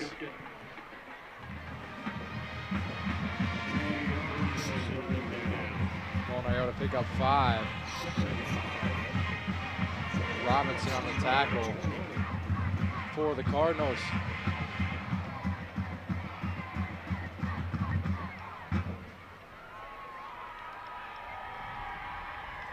This time it'll be Twins to the left. Braden Greer staying in the game after the Lewis injury. One man in the backfield with Molnar. Another read option. This time it will be handed off to Sailors. Sailors bouncing around will pick up the first down. Great run from the junior Sailors. A really good job from Sailors. More of a power back, kind of north to south guy, but a lot of east to west there. Cutting back and forth, really working for every yard, able to move the chains. Can't say enough about his performance tonight. He had that big touchdown in the first, and other than that, he's filled in really nicely to keep the Comets going.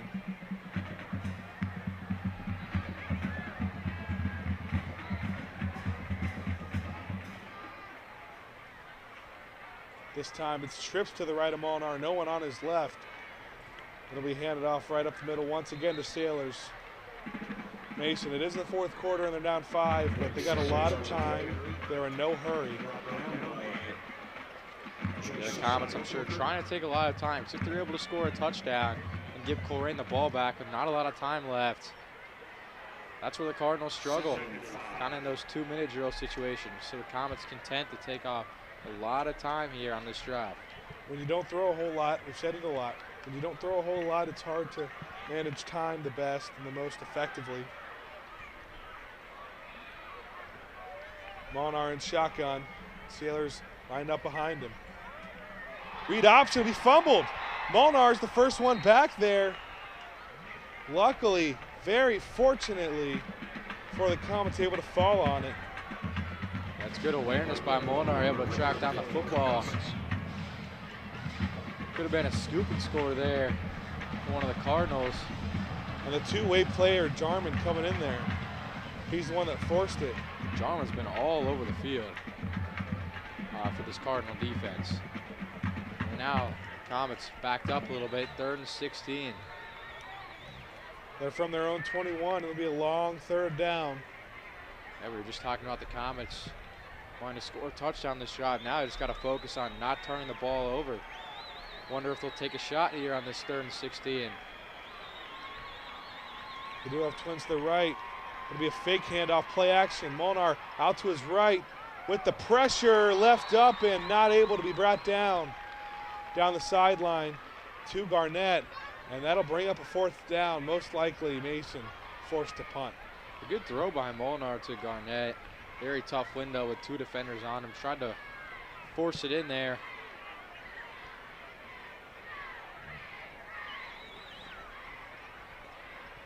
A pretty good throw to Garnett. And good coverage by the Cardinals secondary as well, with 2 guys on him. Corey Myrick, leader of that secondary, made a really nice play there. Punt by Molnar. Up, take a few bounces, and finally taken at about the 25 and brought back to the 44. There is a flag on the field though. Maybe another holding penalty for the Cardinals. Jason Young, another return.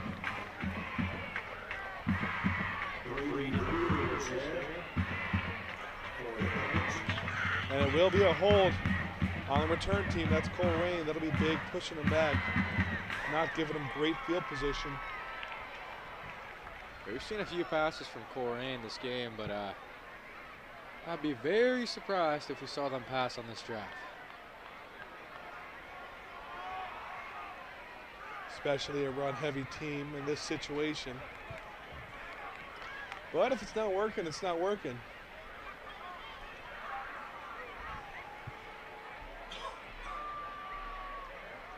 Looks like they'll start their drive from their own 23-yard line. Setting up that triple option formation again. Shannon and Jarman, the wings. Flowers in the backfield, it's handed off to him. He's going to try to bounce outside. A few Comets swarming right there. We'll take him down only a few yards after the line of scrimmage. Yeah, Jones, Spears, Evans, Frimpong, all 4 Comets took to take Flowers down. It's on every play. You have to swarm MJ Flowers or he'll explode for a touchdown. You've already saw it in the first play of the fourth quarter. 2nd and 6. Same formation, only one wide receiver to the right. And there's going to be an offsides penalty. Looks like that was maybe on Ott or Spears. And they're going to say it was a false start. I must have missed that part.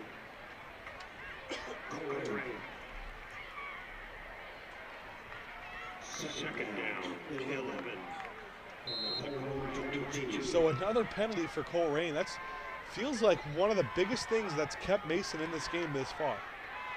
Yeah, certainly. I feel like we're saying a false start penalty like every other play right now, Ben. False start and holding. Brings up a 2nd and 11 now. Shannon in motion, handed off to him. Excuse me, that's Jarman breaking out to the outside. Man, trying to make the tackle on the sidelines. Caden Evans and Mikey Jones finally team up to push him out. The Frimpong almost got the tackle in the backfield on Jarman. Able to gain about 5 yards at 35.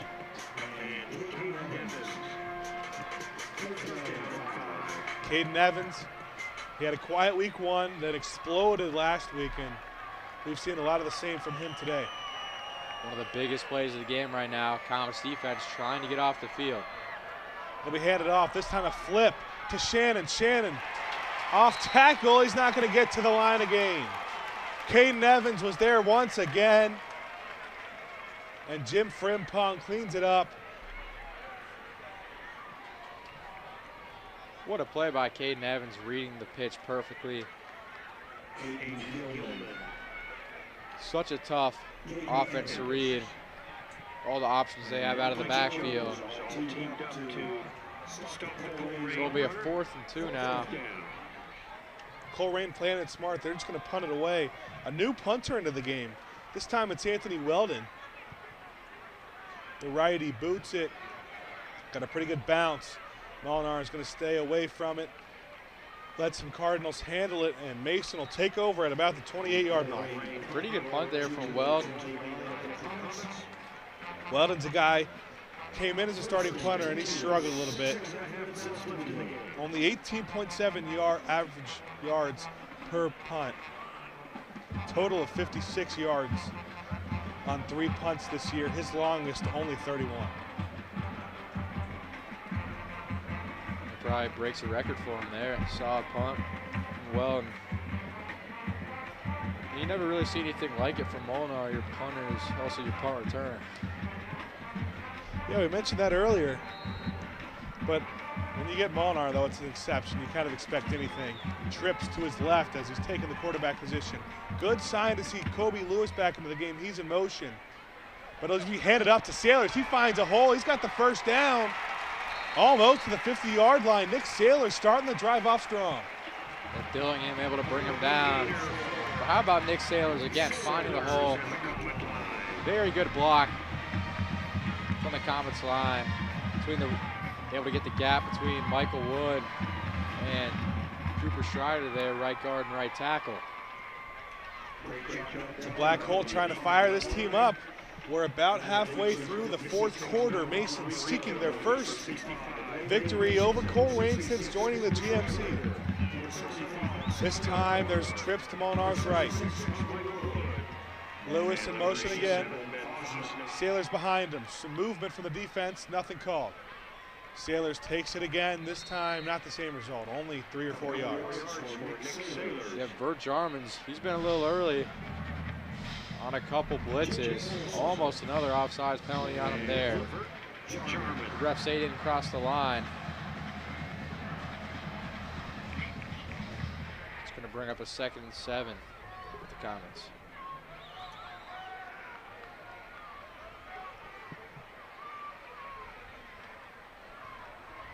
Colerain's defense trying to hold. That's kind of what they're known for this season so far, has been their defense. Molnar with Twins to his right and Lewis to his left. Garnett will join Lewis through motion. Fake handoff taken by Molnar. And he's only going to get a yard or 2. A pretty good play design there. Comets going on the fake handoff. Molnar kept it, unfortunately, only able to get a gain at 2. Still a pretty manageable 3rd and 5. Be interesting to see if the Comets run or pass here. Wouldn't be surprised to see either option. If you're just joining us, Colerain got it started off strong. Eastern Illinois commit MJ Flowers in the first quarter. Got it started early. Nick Sailors responded. Then Colerain went on a little bit of a run. Take it a 14-7 lead. Mason responded but missed the extra point off the touchdown from Garnett. But we're able to capitalize with a field goal as there's a run up the middle from Sailors. And then it was the touchdown from MJ Flowers, his 2nd of the game. Really powering through the defense, using his speed and his size. And that's where we are right now. 4 minutes to go. Comets down by 5 and have a big That's Caden Evans coming in. 3rd coming up. Caden Evans coming in, the linebacker on this offensive snap. Plays a little fullback sometimes. This is the most crucial play of the game this far. 4th and 3. Comets need to get a first down here to keep the drive alive. Molnar under center. A lot of players up front for Colerain. Hand off to Sailor. Sailor stuffed, trying to get the extra yard. And he's going to be short. Turnover on downs. Colerain forces it. And the Cards take over at Mason's 45. You could tell Colerain was expecting that there. Got about 8 or 9 men in the box. The Comets brought Caden Evans in at fullback, usually a running type situation. I wonder if they go with play action a little bit there, just no room whatsoever. They brought a lot of defensive players in. Caden Davis is in there as well to add some extra blocking. But Colerain takes over, 3:32. It's not over yet, not all hope lost for Mason. Weird play. Looks like it might have been a fake handoff and just kept for no gain. Flowers was met right at the line of scrimmage. Evans stopped him with just 1 yard gain. Evans all over Jennings on that play as he goes over the sideline. Talks to his coaches. Good job. Good way to eliminate the option. So if you hit Flowers, take all of them out. Yeah, take all of them out immediately. Colerain's offensive line's done a great job today, so it's going to be a little more difficult than it sounds. Easier said than done, certainly. Especially against a team that's had a proven running offense. Timeout will be taken by the Comets. Excuse me, the Cardinals.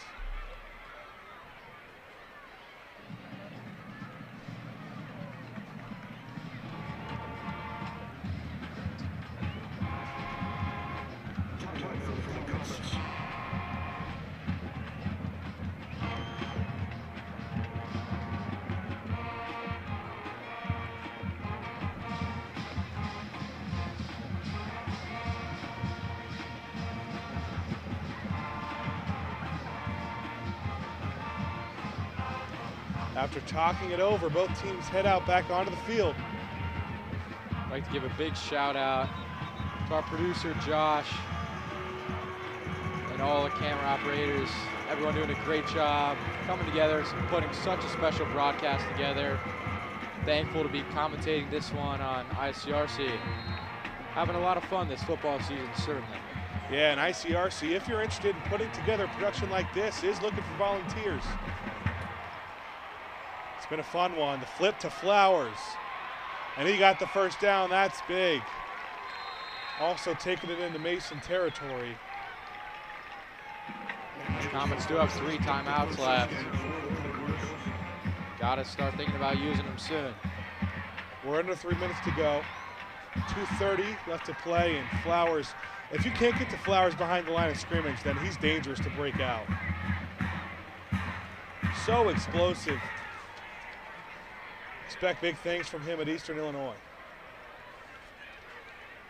With J.C. Deaton eventually able to bring him down. Not before. A big pickup getting inside Comets territory at their 40. Same triple option formation. Shannon in motion. Handoff given to Flowers. This time a swarm of Comets is there. Comets will call their first timeout, so 2 remaining here. They got a 2nd and 10 coming up. Good job by Bates hitting Flowers immediately. Yeah, and it's convenient that Mason hasn't burned any of their timeouts yet until this one. The Comets cannot afford, though, to give up another first down.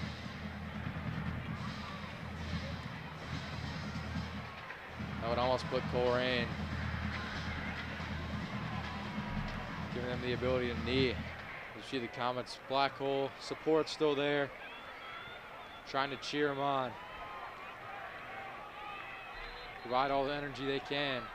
So refs discussing things over as this Cardinals offense, led by the sophomore quarterback Zay Jennings and the Eastern Illinois commit MJ Flowers, come back onto the field here. 2nd and 10, triple option formation, pitch. Out to Shannon, Flowers. Flowers finds 4. Good swarm there by the Comets defense. Got a lot of players on Flowers there. He gains 4, so it'll be 3rd and 6 from the 36. And the Comets will call another timeout. There's now only 1 remaining. Biggest defensive play of the game coming up. Have to get the stop on 3rd down. Yeah, but unfortunately it is 4-down territory. I'm not sure if Colerain would punt. Yeah, definitely be interesting to see. It depends on how many yards they get here. So maybe I stand corrected. This probably isn't the biggest play. If they don't get the first down. The biggest combination of plays if they can get 2 stops coming up. We'll just got the 2nd biggest defensive play. You'd hope. Maybe. Yeah, you'd hope. You hope if you're a Comet fan. Brian Castor could be the first time in his career beating Colerain if they can pull off a comeback.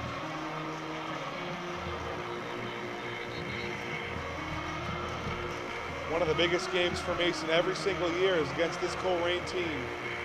They've dominated the GMC for years and years, starting to fade away, and that role's been kind of handed to Lakota West, directly with the head coach Bold moving from Colerain to Lakota West.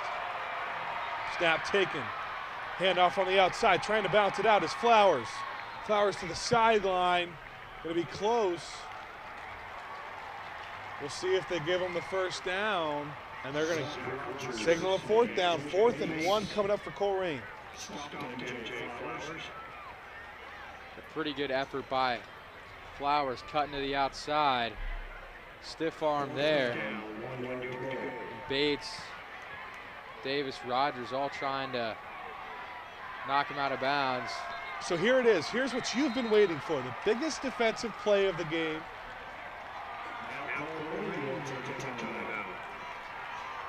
And it looks like Mason's going to take a timeout. It's actually, I think it's a timeout by Colerain, but I'm not sure why. Very surprising. called a timeout instead of forcing the Comets to take their last timeouts. The Comets still have one remaining. But I guess talking things over, because if they get this first down,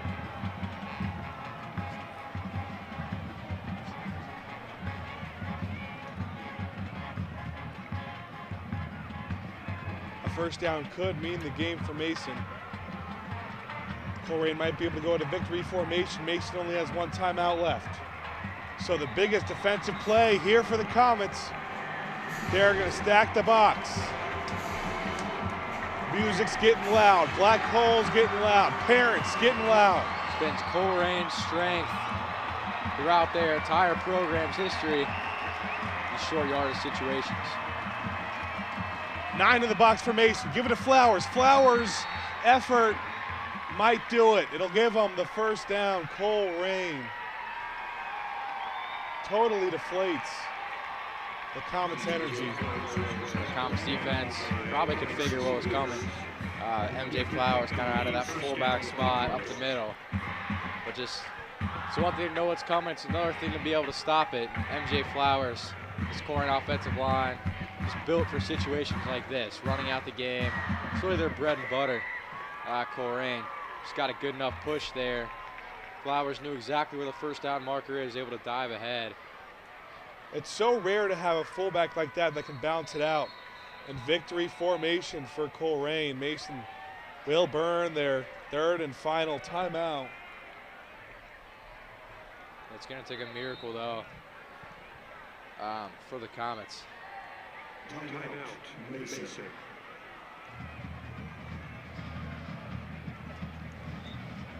All Colerain has to do is hang on to the ball and get their knee to the ground. And they prevent Mason from their first victory. They stay undefeated against Mason ever since joining the league. That's crazy that it's going to likely be only Colerain's first win of the year, the first GMC action. They've had a tough schedule, St. X and LaSalle, two very good GCL South teams. The Comets win against Gahanna Lincoln in their first game. They had a very tough loss to Centerville last week. They were up 14-5 with about 3 minutes remaining. Heartbreaking 15-14 loss. 1:21 to go, 2nd and 11. Colerain just needs to kneel with Mason not having any timeouts. There's your second down, Neil. They'll let about 38 seconds run off the clock.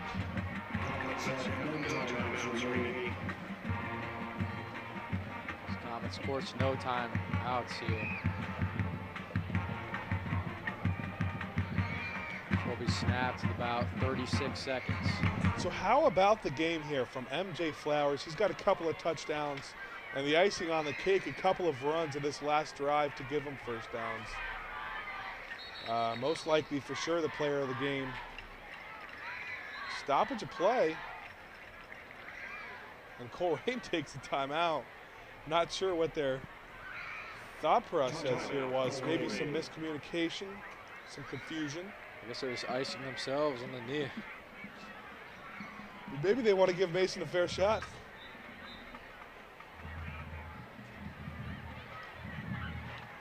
"42 seconds, though. They kind of wasted about like 6 seconds on the timeout. They didn't have to snap until about 36 instead. Well, it's interesting here. The play clock's 40 seconds. So with time stopped at 42, they're going to take the knee and have about 2 seconds to go after they have to take their 4th down snap. So maybe they take that 4th down snap and just run around and make sure the clock runs down, giving Mason no time. But they got to take a knee here without taking any time off. That's likely what they'll do with a couple seconds left. Remember the Bengals-Ravens game a few years ago? Sam Cook, the Ravens punter, had it and he ran about the ball for like 12 seconds. It's a classic time. Typical Bengals. Exciting season coming up for the Bengals. Comets unhappy Looks like the play clock started a little late. Officials aren't going to do anything about it, as the play clock's sitting at about 14 seconds as 12 seconds hit on the game clock. So Colerain will run this clock out and take a 21-16 victory to open GMC play over the Mason Comets. Great performance from the young quarterback, Zay Jennings, and the running back, Eastern Illinois commit, MJ Flowers. And Colerain students making the trip, as we see. Happy to get their first victory of the year. So both teams go to 1-2 on the year. The Comets will play Middletown on the road next Friday, their first road game of the year. Touchdowns from Sailors and Garnett. Not quite enough for the home team, Mason Comets, to get their first win since joining GMC play over the Colerain Cardinals. Thanks for joining us all night. I'm Ben Haller alongside my partner Evan Amazon and the fantastic ICRC crew. Final score from Dwire Field, 21-16.